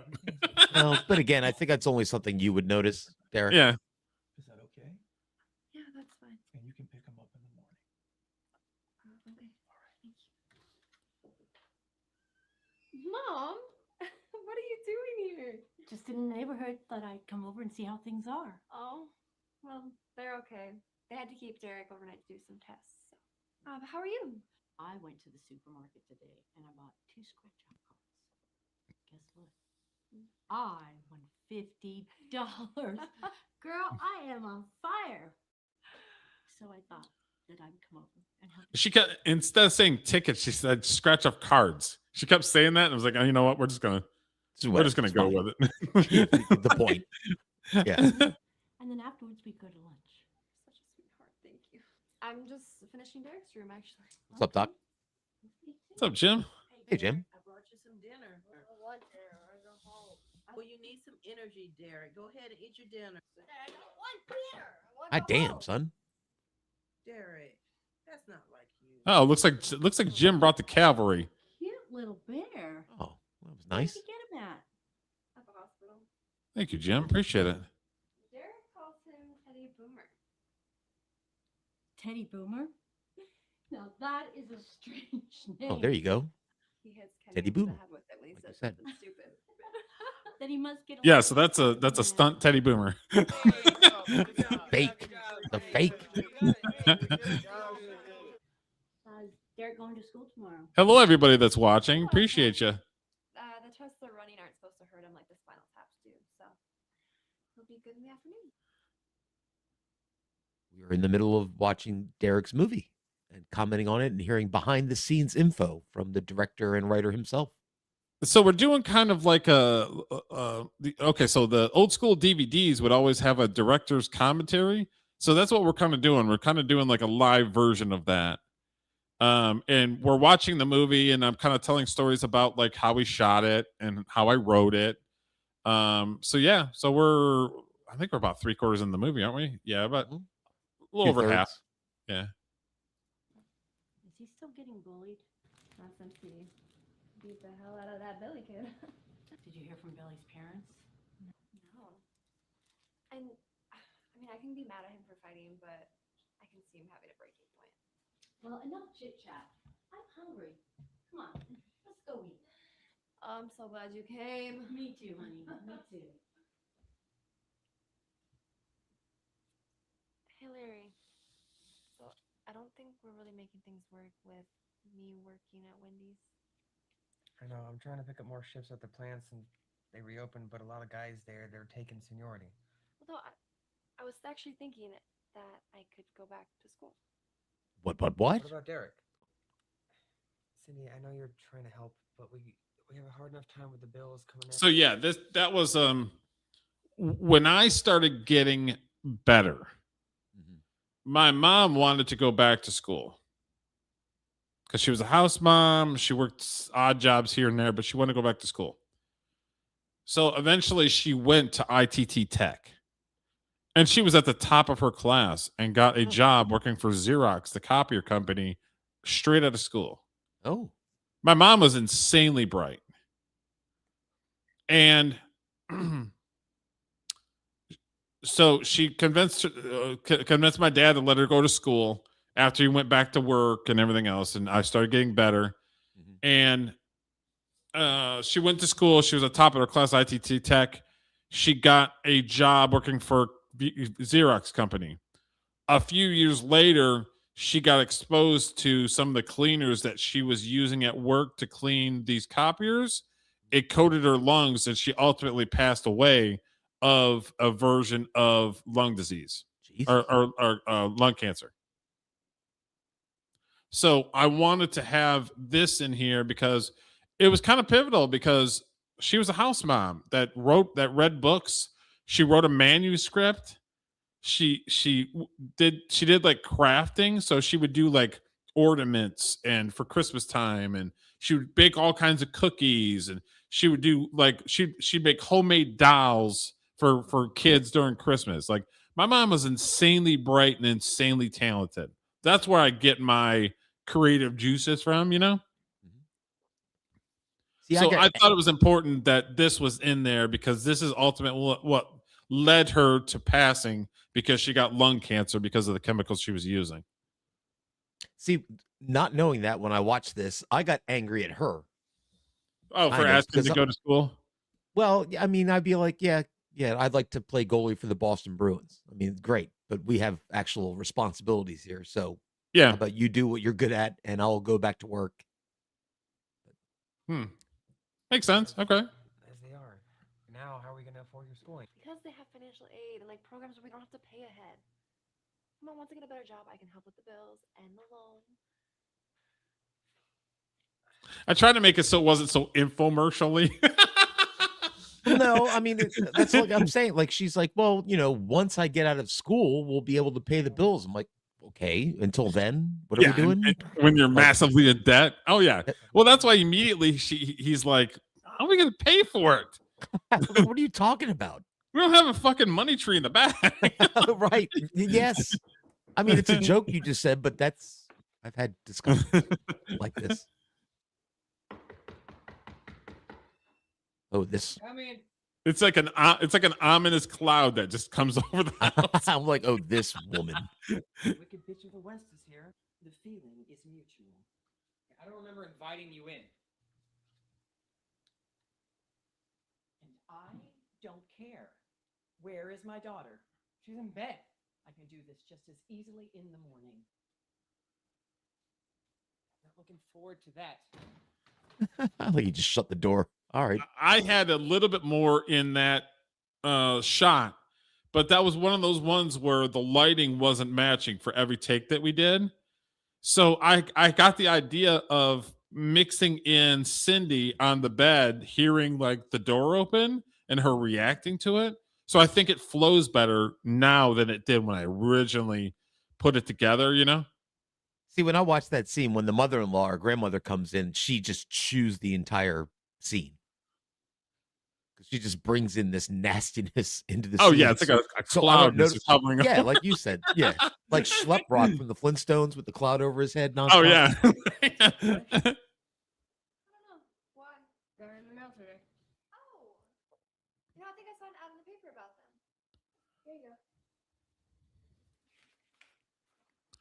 So this was hard to do because I had I had a wish with the Sunshine Foundation in like 83, 84, which was a group out of Florida that was giving they were giving little wishes to kids. It was called the Sunshine Foundation. Okay. About 6 months or a year after that, the Make-A-Wish Foundation was created. And my mom had submitted my name to the Make-A-Wish Foundation, and they called me. They call me BC at the Make-A-Wish Foundation because I was before computers. Because I was one of the very first Wish kids ever at the Make-A-Wish Foundation. And they have very little information about me because everything was handwritten and nothing was on computer. Y'all were off the grid. Yeah. So I wanted to put this scene in there as kind of a shout out, even though it's like, there's no way we're going to be able to go to the Tiger game, get Lance Parrish, do all this stuff, because that's what my wish was. So it's like, how can we do it? So I was like, okay, how about we just have it where he gets a letter, he goes and gives it to his mom, and then they kind of talk about it, and then she can write it in her journal that they went on a wish trip, because there was no way to be able to recreate it. Yeah, Lance Parrish, big wheel would have been a big get. Yeah, he's what, in his 70s or 80s now? He's one of the best. Wow, yeah. I can still hit it Wheel like him I out. used Wheel to. Lance Parrish out of here. So this scene is more of kind of a shout out for the whole process of my mom, signing me up for the Make-A-Wish Foundation, and even though I couldn't there's no way to replicate it or have Derek in Florida or at the Tiger game or anything like that. Yep. Oh my God, you got a wish granted. Fill out the information and what you want your wish to be, and I can have whatever I want. I mean, yeah, I guess within reason. Go wash up for dinner. We'll talk about it later, okay?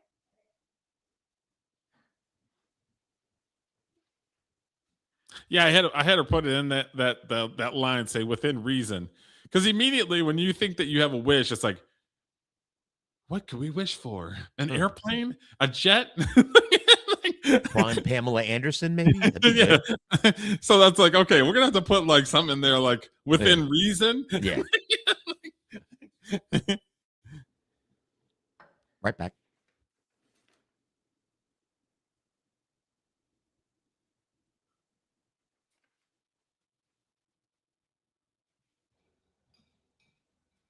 Hey, could I wish to not have cancer? Baby, I wish you could. But all you can do is just hope and pray. You know, the doctor says you're doing really well. It's like I'm some freak or something. Oh, no. Hey, you are not a freak. You're so brave. It's like 10 against 1 or something. It's like not fair. We might have to talk to your principal about that. It'll just make it worse. We'll talk to your father when he gets home, okay? Dear Diary, today we received good news that Make-A-Wish is going to grant Derek's wish. I almost lost it when he asked if one of the wishes could be for him not to have cancer. Hey, Derek. Hey. It's a nice bike you got there. Can I see it? So me and my brother had kids that lived not across the street, but kind of catty corner from us, Michael and Raymond. These kids would torture us and knock us off our bikes and everything. I was probably, 6 or 7 or 8 or something like that. So of course I got to put it in the movie where it's like, you've got 2 kids that are just tormenting me. And this kind of, I wanted to make it, it was kind of like ribbing, but not like brutal or anything like that, because I didn't want to make an R-rating movie or anything like that. So these kids just kind of harass him, knock him off his bike, push him and punch him. And then, so this is what this scene is. And it's like, it's one of those things where it's like, oh, we're going to, we're friends, right? We're buddies. And then it's like, as soon as you think that they're buddies with you, they punch you in the face. Mm-hmm. Can I get back on it now? No. I think we're going to take it. Wait, no.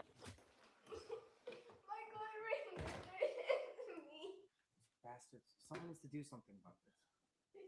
Come on, sweetie. Let's get you cleaned up. It's a bastard. Nothing, okay? It's just a bad word. Don't repeat it. Bastard. Okay? No, I don't want you saying that word, okay? Well, okay, what kid didn't do that and try to sneak in some words every once in a while. Mhm. Especially when What somebody could- told you, "Oh, it doesn't mean anything. You shouldn't say that." Yeah. Makes you say it again. I remember when I was a little kid, I was watching Sesame Street or something, and it was one of those things like it was a word and they were rhyming. Sure. And it was like buck, fuck, whoa. And then my mom was looking at me like, "What did you say? Nothing." I got in trouble a couple times where I had like slips of the tongue because I was rhyming, and then all of a sudden I just started cussing. So that's what kind of this scene came up with, where it was kind of like Larry's going to say a bad word, and then of course the kid is going to just be like, "Bastard." Yep. We did that. I remember that song too. It was called The Name Game. I think it was Derek, Bo Barrick, Banana Nana, Fo Yeah. Barrick, Fee, Fi, Fo Dig, you know. But then you do, like you said, Buck, and then you Yeah. get in trouble.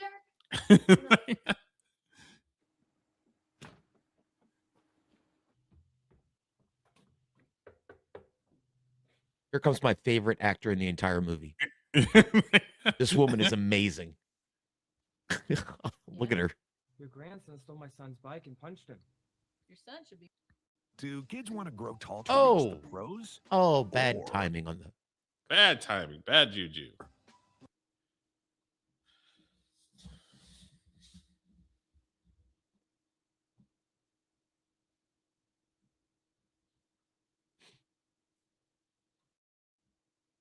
Phone. You use AI a lot. Gemini, show Even me though I'm, concealer. even though I'm getting paid for these, but okay. Well, it's good you got some DEI in your movie because it was your movie's awful white, so it's good to get some color. In Be more careful. Are you kidding me? Michael, Raymond, We're right here. What? you guys know anything about this? No, I wouldn't do anything like that. I don't even know him. I was in my room watching TV. Who even is this? How did my son come home with scrapes and bruises all over him? They said they didn't do it. What a legend.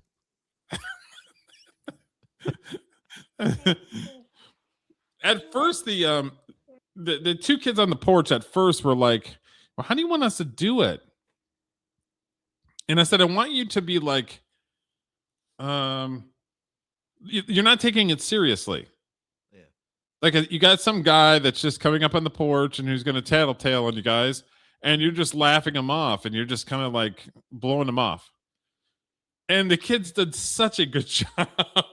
Yeah, they come off as real assholes. Yes. Where when he walks up, you see the one kid go like this and point at him. And then like as soon as he turns his back, they start laughing at him. Yep. They did such a great freaking job. Nailed the wardrobe right here. Those are classic 80s shorts and tube socks. Yeah. It's alright. We had to change it up a little bit because I wanted to do all tube socks all the time, but it's like, I did notice in one of the first scenes, Derek, I did see ankle socks, and I was like, wait a minute. I turned into Mike Partika. I'm like, no. But I let it slide. It's allowed still. Yeah. Because those didn't come out till like the 90s, right? Nah, ain't nobody The wearing ankle ankle socks in the 80s. Nah. Did your dad get the bike back? Not unless he had it in his pocket. Grown-ups are just useless. They don't do anything. We'll have to take it back. How? We can wear something for it. You see the rock star lights on their face with the TV. There was no TV. We just basically shone lights at it to make it look like it was TV. Oh, really? Yeah. Everyone takes a ransom. We can take the grandmother or something. They won't want her back. She yells a lot. Well, I'll beat them up. They're 11 and bigger than us. You're right. So I have to steal it back. Where are you going to steal it back? They probably keep it in the shed. But won't her grandmother see us? No. She's probably too busy watching Sal and Jesse Raphael. Old people like that. That's what my mom says. That is true. Alright. It's the first time in the movie that Derek actually listens to Kenny. Never listens to him throughout the entire movie until the one time. And it's like, okay, this is Kenny's plan.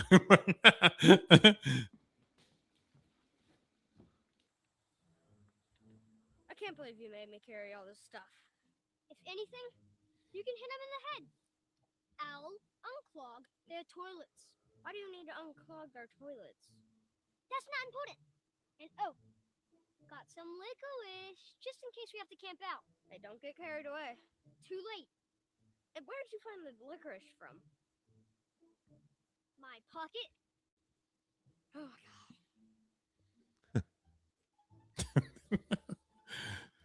Originally, I had it where they were going to go into Kenny's shed, and he's going to pull out a bunch of stuff, and he's like throwing it, trying to find stuff, and then he's like, "What do we need a toilet thing for?" Well, just grab it. Maybe we can hit her head with it or something. If she starts laughing at us, or if she starts chasing us, we can hit her over the head. So I couldn't find a shed that would work out. So then we're like, okay, so we're gonna have it where they already have the stuff, and it's like Kenny's like, well, here, just take this, because just in case we need it. So that's why this scene is a little different than when I wrote it, but I think it plays so well with the kids. It's a You good know what I scene, mean? Like, but I would have liked to have seen that, like what you were like a little pre-gaming with, like just throwing stuff out. Oh, here's a plunger, here's a rake. yeah, Here's a I couldn't find a shed that would work, and then we could light it, and it was big enough. The whole thing, there was a lot of variables. I couldn't get it together. But it's so much fun with them going together and him just like, I found it in my pocket, and yeah. And then they're literally like, he's like, well, here's the licorice for just in case it's later. And then the next scene, they're eating the licorice. So Yep, there goes your provisions. yeah.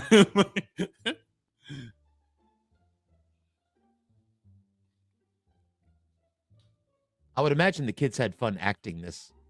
Oh yeah, they had a blast this day. That kid rocking the Pumas, that's classic 80s.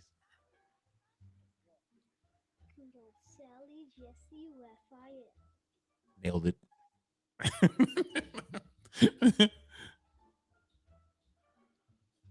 And it's funny is they kept on, they were running, and then they wouldn't both go behind the tree. So you'd see one of them sticking out.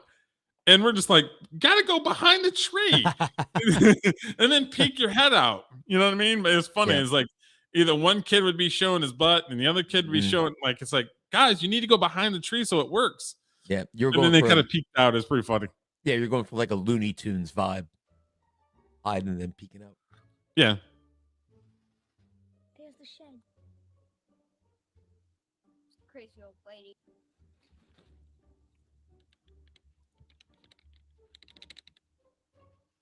Come on. She bought my lockpick.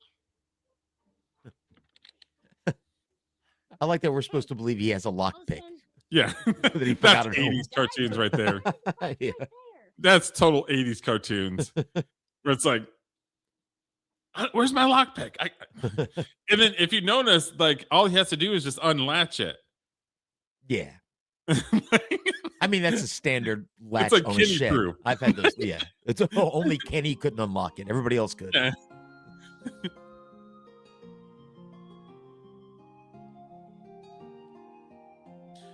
And we had an 80s song for this one that we couldn't use because of copyright reasons. What was the song? Do you remember? I can't remember what it was. I think it's Back in Black by AC/DC. Oh, that would have been pretty good. Yeah. Like dun, dun, dun. And you see the kids going dun, dun, dun, dun, dun. Yeah. And we can't use it because of copyright reasons. So I was like, okay, so we're gonna do kind of like a Braveheart type music. So that's why I kind of slowed it down a little bit and then just had like a Braveheart type song. Like a victory song. Yep. See, this sounds to me like 80s Japanese role-playing game music on like a PlayStation or something, or Nintendo, I guess it would have been. Final Countdown would have worked here too. Yeah, Final Countdown would have been great. Yeah. If copyright law didn't hold us back, we would have went freaking nuts with the songs. I might have to make a personal remix of this movie. Just drop some songs in the back for my own personal use.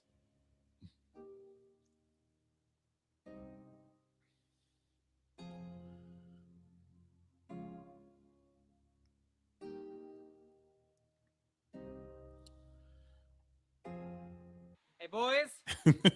How'd you get that bike? Long story. Yeah. Let's not talk about it. Boys, I do not condone stealing.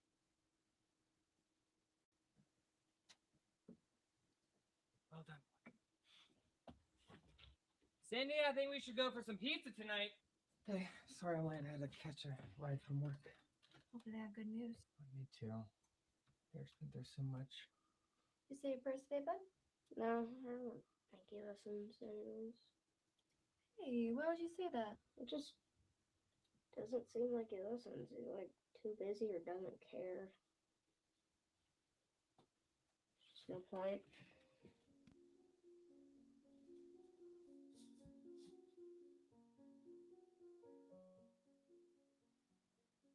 Hey, so we've got the test results back. Well, we have very good news. We think Derek is in remission.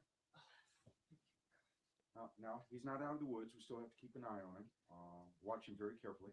But his white and red cell blood counts are very filming the two and then going over and filming the family. That wasn't too bad. The hardest part is when the family goes over to the doctors trying to get all the angles and so that it's not weird, because if somebody crosses over different, it's not going to match up on the other shot.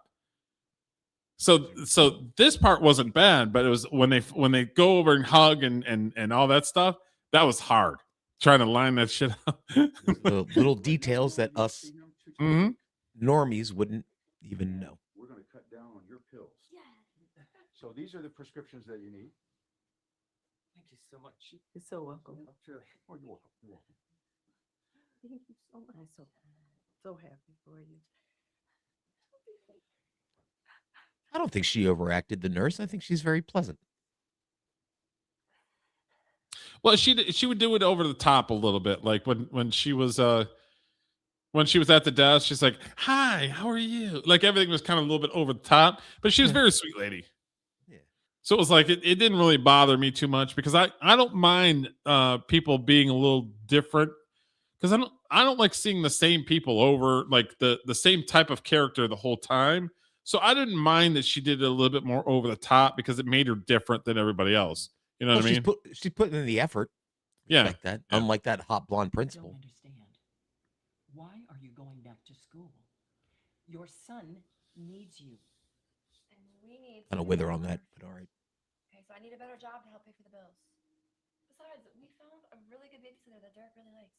So you're going to let a stranger raise your child? Cindy, your place is in the home. I don't understand why you married someone who can't provide for you. Why do you suffer this life that the man can't provide for you? At least we're getting through this.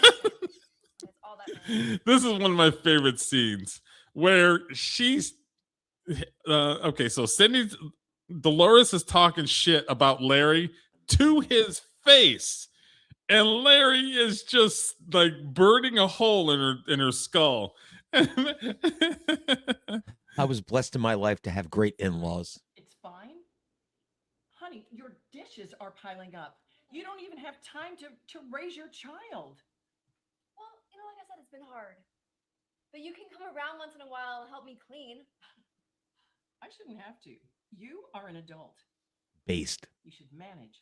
Then stop telling me how to live my life. Oh, so you're wait a minute, your team Dolores. I'm kind of coming around to her side. Oh, I want to go to school. Shut up. Do the dishes. Make it work. Bing. It's no wonder your son has cancer. All right. Never mind. I'm back off the train. No. You come around here for your token little visits, insulting your daughter, my wife, and me. That's all you do. So for someone who claims to know what it takes to be a good mother, you sure don't act like one.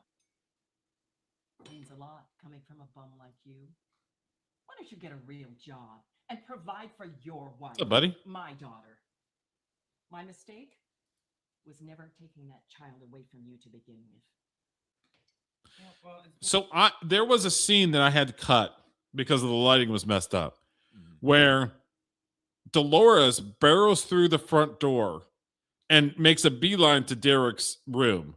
And it's basically like, here, grab some clothes. Here, put these in a bag. Go and grab this.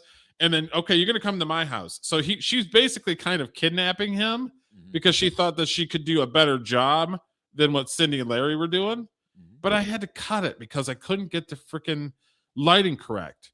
Because you're talking about basically 3 rooms. You're talking about where she walks in, then they stop, and then she walks into the bedroom, and then turns around and walks back into the living room. So you've got 3 different lighting setups, 3 different areas that you have to shoot, and I couldn't get it to look right. I love that scene, but I could not get it to look right. I didn't see that scene, and I don't know how you envisioned it in your head, but to me, it works fine the way it is. Yeah, well, she references like my mistake is not taking the child away from you. I have a scene where it supports her trying to take the child away from him, but it sucks because I couldn't get it to work out right, and it was a great scene. A real treat happening here. So, how about you let the door hit you in the ass on the way out? Never.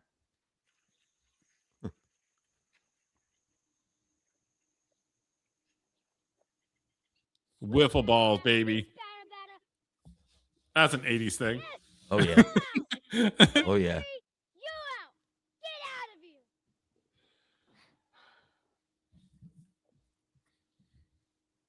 Your mother is a bitch. I don't know why she doesn't care. All you need to know is that you have Derek and you have me. Okay? That's all you need to know.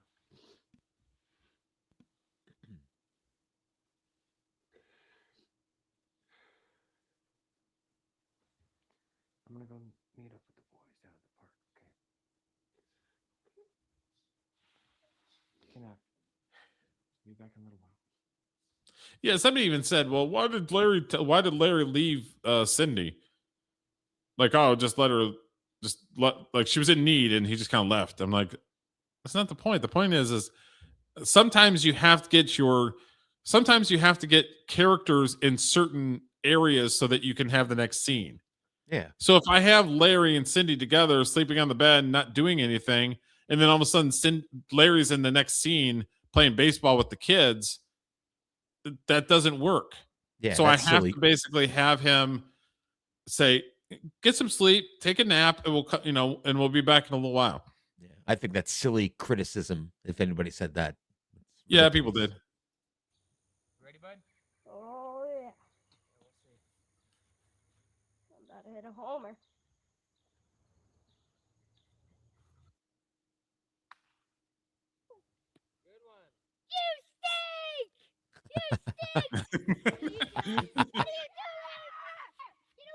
Boys, I don't think this is a part of the game.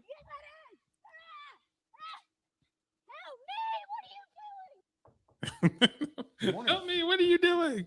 So how are we doing today? Good. Really good. He's doing great. Great.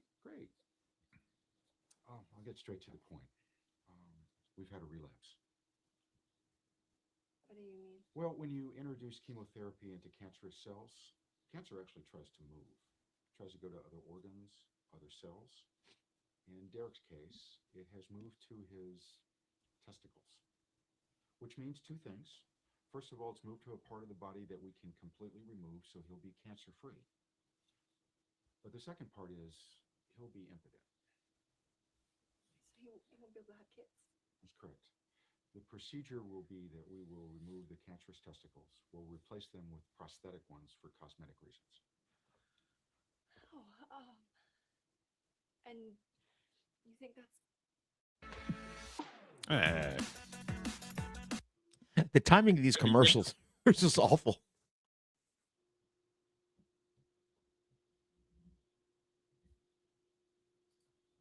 If I use a blocker on it, it just turns it black into a black screen. Just get premium. It's like $13. That's what we recommend right now. But what Yeah, I I'm really kind want of you cheap. to do is I want you to go home.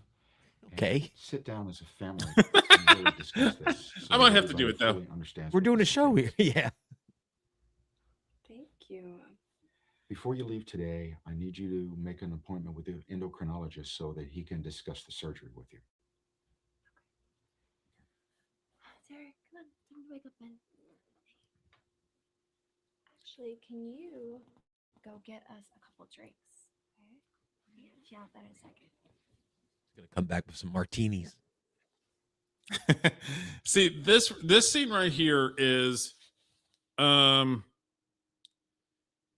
it's one of those things where there's a double meaning to it.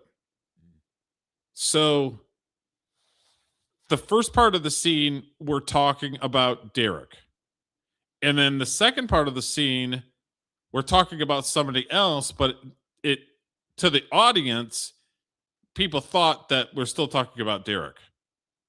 So there's two different people being talked about, and some people got it and some people didn't. See you later, buddy. I just wanted to talk to you for a second, quick. Sure. What is it? Something wasn't feeling right, and I wanted to talk to you before I got concerned. Well, sure. We can, whatever it is, we can talk about it. And if we need to run some more tests, we can do that. So, what's going on? Kenny, do you think that I'm looking better? When you watched it for the first time, did you get it? Did you No. understand that there was two different things going on in that scene? I did not, but now that I've watched, I think this is my fourth watch. I get it now, but I did not get it at all the first time. Yeah, because the first thing, okay, so Derek had a relapse. He's got to have a surgery. He's going to be cancer free. And then she sends him away and says, well, things aren't right and something doesn't feel right. Well, she's talking about herself. Yeah, I didn't pick that up the first time, but I'm a dope. So don't. But some people don't get that. They think that they're still talking about Derek because I have Derek at the door listening in. So I give it, I tease the audience and say, okay, they're talking about Derek, but they're not actually talking about Derek. Yeah, but in my defense, as a viewer or whoever watched the movie for the first time, there was nothing that would ever tip the audience that something was wrong with her at all. That's true. So if you watch that, you were like, well, why would I think that? Clearly, they're talking about the kid. Yeah. That's but how it makes sense. It makes sense when you watch the rest of the movie. But initially, yes. You're just like, okay, what does that matter?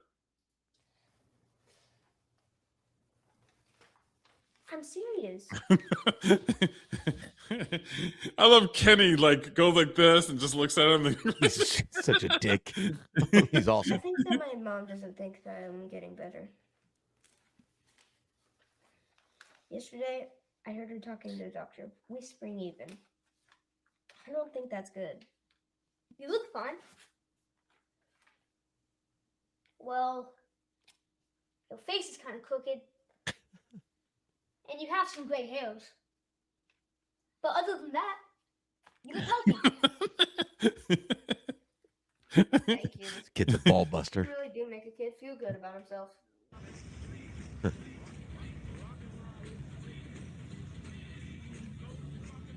that a Ford LTD? Yeah. Do you remember when we found out I was Big pregnant? pile of crap. Oh, yeah. I was both excited and terrified at the same time. You know, your mom was the first. You hear the song Rockin' Robin in the background? Do you understand? Yes, I do. You know that Rockin' Robin, the original version of Rockin' Robin, is royalty free. You can play it as much as you want and not have to No pay anybody. kidding. Yeah, the original Nice. version. Yep. But not the Jackson 5 version. We also Correct. leave and we went home. Okay. Couldn't believe she just put her life on hold like that. So I was excited because I heard that and I'm like, ooh, I can have a mainstream yeah. song in my movie and not have to pay anybody. And a song, everybody loves that song. Who doesn't Yeah. like Rockin' Robin? I can't believe this nightmare's not almost over. It's almost like this disease is determined to flip our lives upside down. And Derek not able to have kids? He can adopt. I mean, why does it have to be so hard, especially for Derek? I know I've been asking myself that same question this whole time.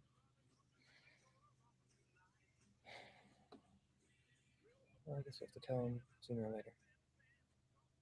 Yeah. How do we do this?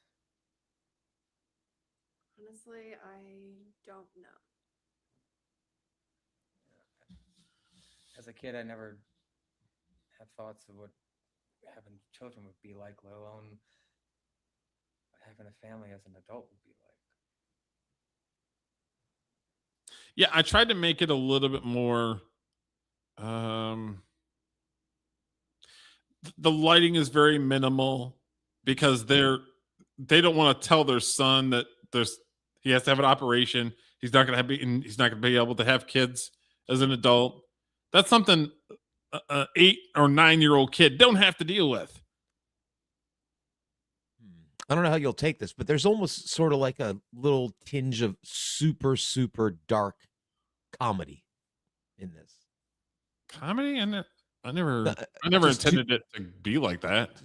Just the lighting and the looks and the way the parents are talking about how are we going to tell him this horrible thing. With I just wanted the lighting to be like regret or should they tell him? Should they not tell him? I didn't want to have it like bright and shiny colors and no, you don't want rock. You know what I mean? You don't want Rock and Robin behind it. Yeah, I don't want Rock and Robin behind him. Yeah. So I think it like. I mean, it could have used a little bit more light, but I actually like the way that it turned out. Barry, are we doing the right thing? I mean, if we don't say something, then we won't be doing right by him. And if we do say something, then he's going to end up blaming us instead of the cancer. My little baby. He's too innocent. He's out there freezing his ass off too. I don't know if you noticed that. Yeah, he's all like, he's all wiggling around on the stoop. Yeah. That I'd be having a conversation like this.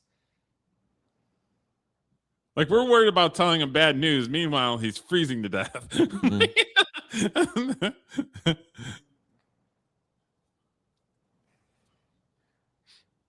I bet 5 pennies. I bet 10 pennies. Well, I didn't realize I was in the high rollers room. Hit me. I'm so glad you're being a good influence on them. I haven't even begun to teach them how to play poker. I might have to take them to Vegas. Yeah. You guys want to go? Oh, yeah. Let's do it. I think it's gonna be a couple years. Hey, I'm in. What about next year? Kenny, you might want to check the cards a little better because Derek is looking at them right now. Hey! Hey, how are you? Good. Hey, it's class. Dinner's in the oven, okay? All right. Love you.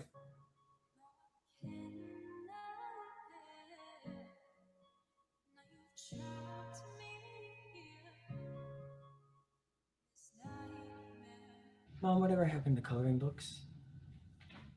All right, deal me in. Going to have surgery tomorrow. Want to go? I'm scared. Don't worry, okay? We're gonna be with you the whole way. And then afterwards, you get to go home. Everything will be okay. Mama's going to be there with you. Kenny, I need you to go home, okay? I need Derek to get all his sleep tonight for tomorrow. Why? Isn't he going to sleep during the surgery anyways? Kenny, go. But Go. I have something to say. Kenny, go. Out. OWTE out. Where's the peanut butter? Kenny, out. I couldn't find it in the cabinet. Go. Fine. Well, on that note, I think I'm going to go to bed. This is one of my favorite scenes too because Kenny's. I got something to say. Okay, what do you have to say? I can't find the peanut butter. Where is it? It's like there's something wrong with Kenny's home. There's some a dark secret. He never wants to go back. Can I just stay here? That'd be a good Like, I sequel. got something important to say.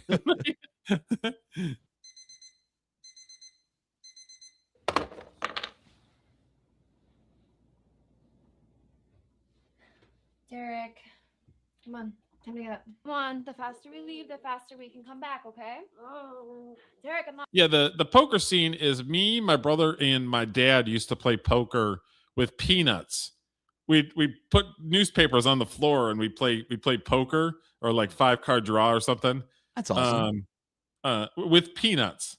So when I wrote the script, I'm like, okay, we're gonna have them playing some sort of poker or something like that, and then it's like, and then we'll have Mama basically showing them how to play poker. So that's that's sort of the origins of the scene.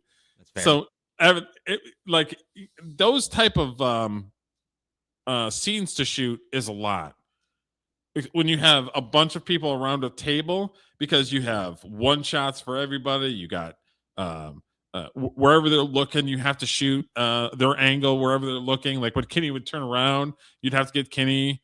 And then when he's waving his cards around and Derek is over there looking at his cards and stuff, Sure. there's insane amount of shots that we had to do for just that one scene. You didn't cheat like that, did you, when you were little? I might have cheated a couple times. Playing today. Sneak a peek. Oh, Larry. Hey, hon. Derek, ready to go? No. Derek, stop fooling around. You don't have time for this. We are going. I've got a brochure about Larry's got no fricks to give. Nope. You're going. Yeah, you're going because I'm bigger than you. Hey, Derek, look at this. It's a summer camp you can go to. There's swimming and arts and crafts, all the fun stuff. Is there a regular summer camp? Of course, it's a regular summer camp. Like a summer camp with a bunch of retards. Don't say that. These kids are going through the same thing that you're going through. Look, I do not want to hear that come from your mouth again. Do you understand me? You want to go? No. I want to be reminded that I'm sick. Okay. Fine. You don't have to go. Yeah, that actually happened too. My mom was so pissed at me when she had pulled the thing out about a summer camp, and I'm like, is there it's like a normal summer camp or is there a bunch of retards there? But dude, she was so pissed off at me for days. Really? And it was one of those things where like she was always accused of babying me. She didn't baby me on that one. Yeah, but that's a reasonable reaction for you to have in your situation when you were And in my defense, I didn't do it. I didn't say the appropriate thing because I was a little kid. But I didn't want to be reminded that I'm sick, because every day going to the hospital, I'm reminded that I'm sick. I don't want to go like out in public with other people saying, "Hi, I'm sick and I may die." I don't know. It's Sure. crazy. So it was like I was embarrassed, kind of, but also didn't want to be reminded that. I mean, I got days, maybe months. You know what I mean?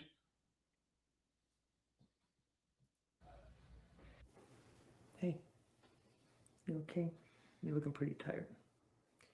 Just with school and everything else, it's exhausting. Then you definitely need to get some rest. I know I should.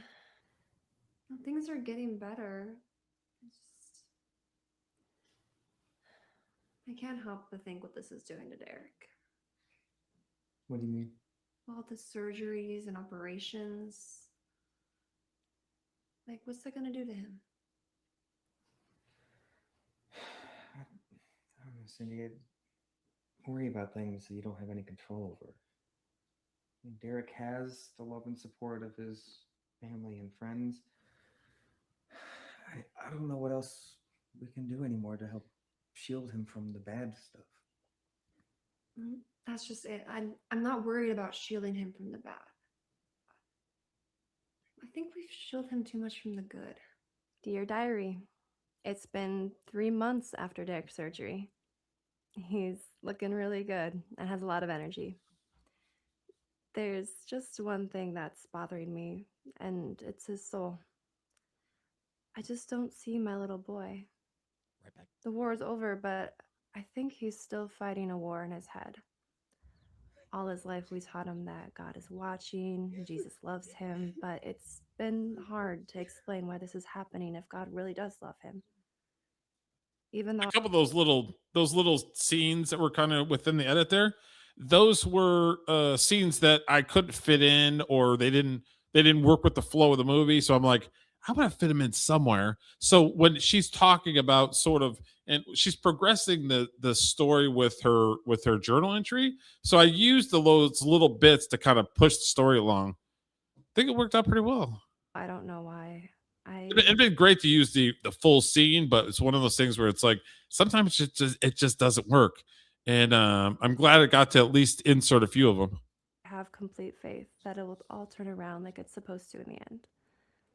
And my little warrior will move on. Hey boys, do you want to help me set the table? Sure, I'll get plates. I'll get the cups. I'm gonna go check the mail, okay? Catch this.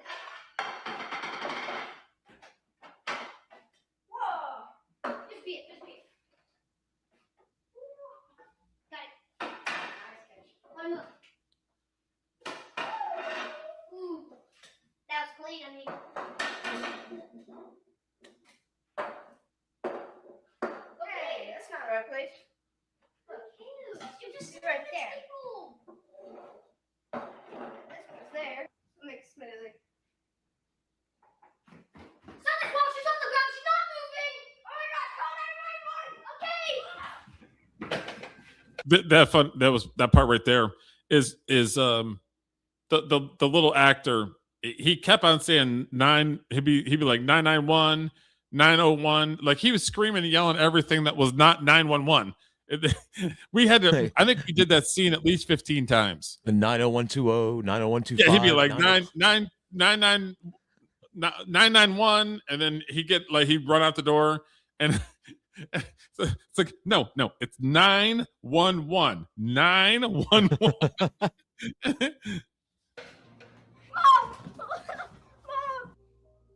911. Okay, so for the people that joined a little bit later, is in the beginning of the movie, he calls 911 because Derek collapses. So this is sort of like a callback to the beginning of the movie to kind of bring everything together.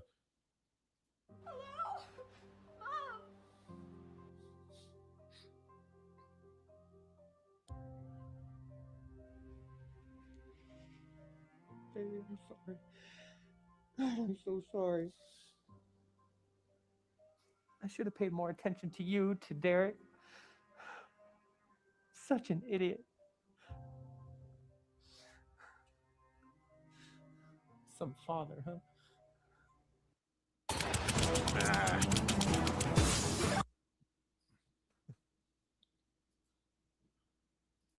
I'm so sorry. I'm so sorry.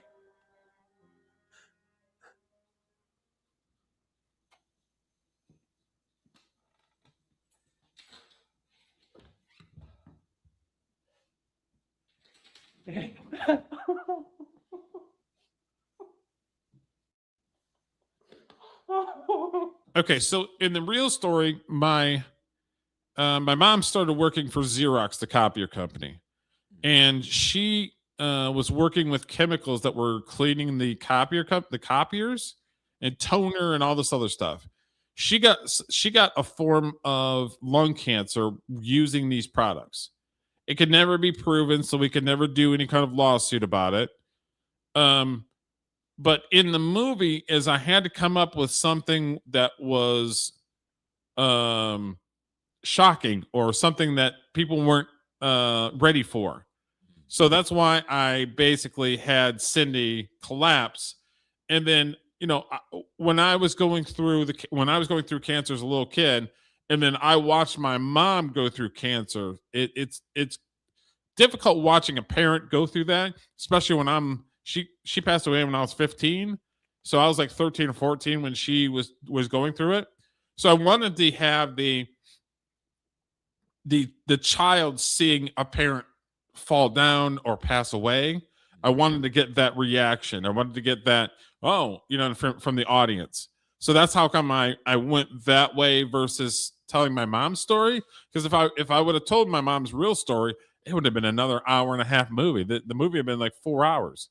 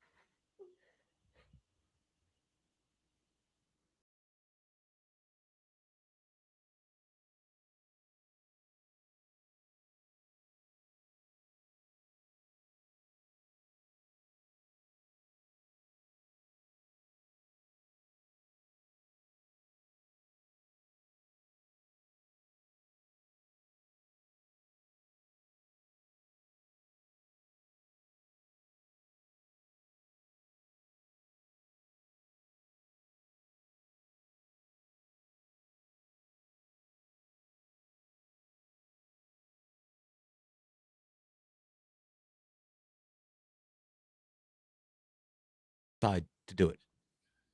I was gonna cast it. I was just gonna get an actor to do it, and then at the end, and a couple of the actors that were in the movie were like, Derek, you have to do it. Like, it's your story. You have to do it. Yeah. And I'm a big guy. I'm not an actor. I like telling actors what to do and creating stories, but I'm not an actor. I thought it So was I thought about it and thought about it and thought about it. And a couple of the actors are like, dude, you have to do it. It's your story. You have to do it. So then I did it at the end. And it was like, I was kind of uncomfortable because, like I said, I'm not an actor, but I wanted to do it at the end to kind of bring everything together that with my story. You know what I Yeah. mean? See, I think it was when I watched it and you told me the story, I'm like, well, that was respectful towards your mom. It would have Yeah. been disrespectful for it to be somebody that wasn't you. An actor or something like that. So, that wouldn't- I mean, I think it was a good call. I cringe when I see myself on camera because I hate it. But I mean, I work behind the scenes. It's fine. You're a big dude, man. What were you, like 7'4" or some shit like that? I heard. 6'1". Oh, you're still like a foot taller. Well, not a foot taller than me, but you're tall. So yeah, so basically it was just a roll with the credits. So, I wanted to sprinkle in, like, right here. This was me. I want to say 1983, 84. You on the left or right? Left. My brother's on the right. So your brother's your big brother. Yeah. We're 16 months apart. Okay. So you see, I didn't go completely bald. It was sort of like the outline of my hair was still there, even though the top of it was like curly Q bald. It was like a monk, one of the monk haircuts from back. Yeah, in the day. like a Friar Tuck, like Yeah, the that's reverse it. Friar Tuck.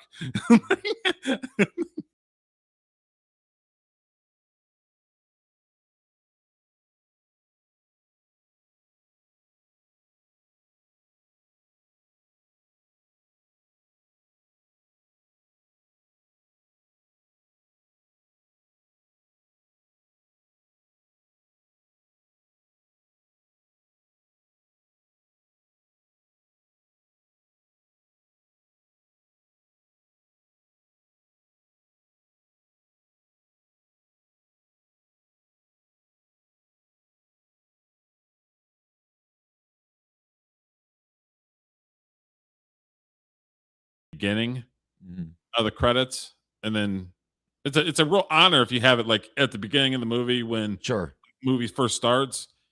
But I didn't want the only people that I had that were in the main credits were the four main actors, the family basically. And then it's like, okay, so if I'm gonna on the back end of things, I'll give people their proper credit, you know.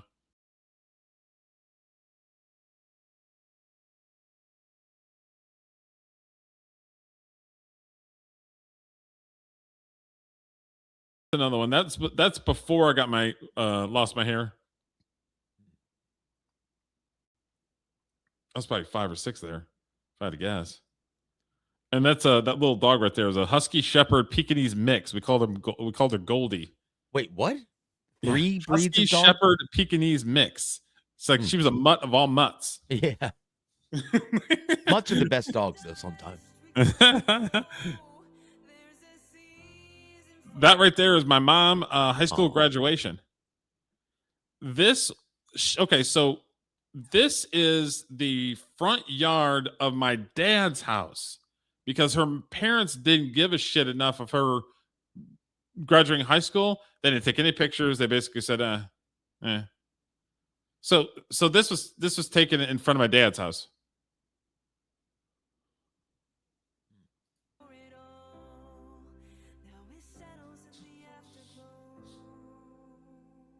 And then this is one of the stock photos, some of the photos that we did. I was going to say, I think I saw some of these at the beginning of the stream. This right here, this I call my inspiration. This is Lily. This is my mama. This is my mom. And then this is my papa. My papa passed away in 1997. Or no, excuse me, 1977, the year I was born. He was a coal miner, drank and smoked. He had black lung, died of lung cancer. My mom had lung cancer, or she had a form of lung cancer. And then my mama was I want to say she was like 83, and she smoked until she smoked early in her life. Yeah. I think she was like 83 and she passed away. Dude, everybody I smoked think back. she had a heart attack. What was that? Everybody smoked back in those days.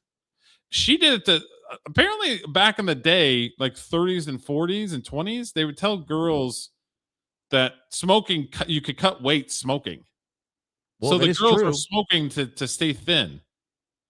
I don't know how accurate that was. No, well, as somebody who has quit smoking and gained weight afterwards, it's not. What's up, E-Rock? Not wrong. It's like Octavia. What's up? So yeah, so that's the movie The Warrior. I wanted to do like an old school DVD conversation about the movie, and I thought we hit it pretty good. I enjoyed watching it. I like getting to ask you questions. I learned some stuff. Yeah, because a lot of people don't. A lot of people. I know when I was collecting DVDs and stuff, I would watch those behind the scenes, or when the filmmaker would talk about the movie. That they'd play the movie and then they'd talk about it, and they would talk about like their part, or they talk about why they wrote a thing, a certain thing. So I actually like this. I liked kind of doing an old school DVD conversation. You know what I mean? Yep, I'm the same way with movies. I love the commentary tracks, and I love music. Listening to songwriters explain what their song means, the process to get to it, which is that's why there's an 8-hour documentary on Disney Plus about the Beatles writing the album "Let It Be," and I watched it twice. It's just amazing to me. 8 hours, so 16 hours just on the Beatles, huh? It's just insane to me, like the depth they get into, and it's fascinating to me. Just I don't know. That's me though. I'm a Beatles nerd. Oh yeah, you are a Beatles nerd. Hey, let me share something real quick before we end the stream. So my band, the Prominent Citizens, were chosen by Prog Magazine, which is a pretty big magazine, and we were featured on their Track of the Week competition. If you can share my screen, look at that. So anybody out there? Could you blow? I'll just say, could you blow it up a little bit? Yeah, I already voted. So it looks like unless there's shenanigans like 2020 shenanigans overnight, shenanigans, it looks like we'll win the poll, which is cool because I checked all the other bands; they're all signed to record labels and on tour. Really? So this was I don't know. It was a good grassroots. When did you find out that you were part of this? I emailed them. They want on their site. It says, "Hey, if you want to be part of the this, that, and the other thing, just shoot me shoot us the info." So I shot it to them, and they said, "Okay, well, we've picked you." Here's the problem, though, Derek. You'll get a kick out of this. I sent them. There are 3 people in my band, and for those of you who don't know, my name is not Julio Scissors. I'd seen that. It is Michael Askunas. That is my name. Nowhere in the email I sent them was Julio Scissors mentioned at all. But here we go. It's Michael Askunas, John Marion. They Derek literally Foster, used AI and Julio to do Scissors, the- and they gave Julio Scissors songwriting credit. God. It was so frustrating. So my band's like, "Oh, are you trying to get double credit for the song?" I'm like, "No, Did they I at didn't least send them." change it, or is it still that? I sent them an email saying, "Hey, there's only 3 guys in the band, and Julio's like a nickname." But they didn't change it. They didn't change it. No. So you got a no. 4th member of your band, Julio Scissors. Whatever. Who's the, It's who's the frustrating. songwriter, the creator, the So dumb. That's Stupid. crazy that they literally just AI'd it. That's exactly what. Yeah. That's what I didn't think of that actually. And then I think it was Dave from BTM Reviews was like, "Oh, they just scraped the internet for AI," and I'm like, "How is Julio's?" So now I'm angry. If you look up, if you go on Gronk and then put your name, I'm sure Julio Scissors comes up. That's freaking crazy. I gotta get away from this Julio. Maybe from now on this show, Derek, I am Mike. I'm going to my. Are you going to the real deal? Yeah. What do I have to hide? The problem is on the other show I'm on sometimes, BTM Reviews, there's another Mike. So I have to. Oh yeah. Well, and if you go look up your music, Julio Scissors is nowhere near your music. It's your real name. I'm beginning to hate Julio Scissors. So if people want to know your name, they just go to your Providence Citizen stuff. I'm not hiding anything. It was like, but it's so dumb. Well, I I'm read still gonna call you Julio because that's we've been streaming together for I a know. year, and then we were over at Dave's channel, so I only know you as Julio Scissors. The only people in my life that call me Mike are my bandmates and my ex-wife. My kids call me Dad. Everybody at work calls me Michael. And everybody online calls me Julio. To the point where if somebody says, "Hey, Mike," it takes me like a second to realize, Okay, so oh, where that's does me. the name Julio? What's the Julio Scissors? Where did you get that from? It's ridiculously stupid. It was me, I think a junior high school. It was high school. Me and my buddies were drunk, and we decided we were going to write some sort of foreign language quiz. And one of the questions was, what was it? How do you say Julius Caesar in Spanish? And my friend came up with Julio Scissors, which when I was 15, I thought was hilarious. You thought it was the coolest thing ever. And it just kind of like, okay, let's use that. That's funny. It's dumb. That Anyways, is too funny. but anybody who popped in and voted, we appreciate it. I thought we'd finish dead last, so we're happy. Doesn't get us any money, but yeah, happy nonetheless. That's pretty funny. So, all right. So yeah, that's it. That's the stream, baby. We got All it. right. Oh, Derek, before you go, let me keep this on straight. So rather than, do you want to do Friday night for the next show, or do you want to do Sunday day? Because I'm available both. Oh, we can do Sunday day if you want. Yeah, let's do that. Because my D&D session is Sunday night, and I got the day free. So let's do like old school, like we started, and do a. Oh yeah, bring it back. Yeah, we'll do like 1 o'clock. Yeah, like that's that. I'm fine. Yeah. All right. Cool. I got to work Saturday, so Sunday's pretty much just a chill day anyway. So. All right. Let's do a live stream Sunday or whatever. We'll figure it. Yeah. But yeah, Sunday's good. Cool. All right, thank you, everybody. Thank you, Jim, for bringing everybody over here. Please like and subscribe and hang out with us. We talk. So this channel, we talk about movies. We talk about music. I'm an indie filmmaker. I lived in LA for 10 years and worked on reality shows and indie films and commercials and all kinds of stuff. I started doing my own stuff. So The Warrior was my first feature, even though I did a few short films. Julio is a master of disaster of everything, but he's a musician. Julio's been writing music for how long? Oh, it's been a while, a couple decades. And you've been with the same bandmates forever, right? Same guys. Yeah, been hanging out for 20 years now. Just never really got it together to release stuff until 3 years ago. So we talk about, and a lot of times what we'll do is I'll pull up content. I'll pull up a video, mostly video or whatever. And then Julio is, he's on the music side of things. So he doesn't necessarily follow Hollywood as much as I do, even though I don't really follow Hollywood like in depth, but I know who people are and I watch movies and so I'll pull stuff and I'll get his reaction on stuff because it's like a lot of times he's going into it fresh. So I like to have his reaction and it's usually a natural reaction. We don't really script anything because I come from, television and worked on reality shows. A lot of that stuff is not scripted. It's all natural reaction. You know what I mean? Like they'll tell people kind of what the situation is, but it's all natural reaction. So I like having a show where we naturally react to each other's videos that we pull up and everything, But the plus side of not knowing what I'm reacting to ahead of time is that it's a natural reaction. The negative side is sometimes after the show, I'm like, oh shit, did I say that? Oops. I mean, it's one of those things where it's like, we've got over 500 videos on this channel. Yep. I guarantee you can go back and be like, this guy said a thing. You know what I mean? Like it's impossible to watch your P's and Q's and not and say the exact thing that everybody wants you to hear.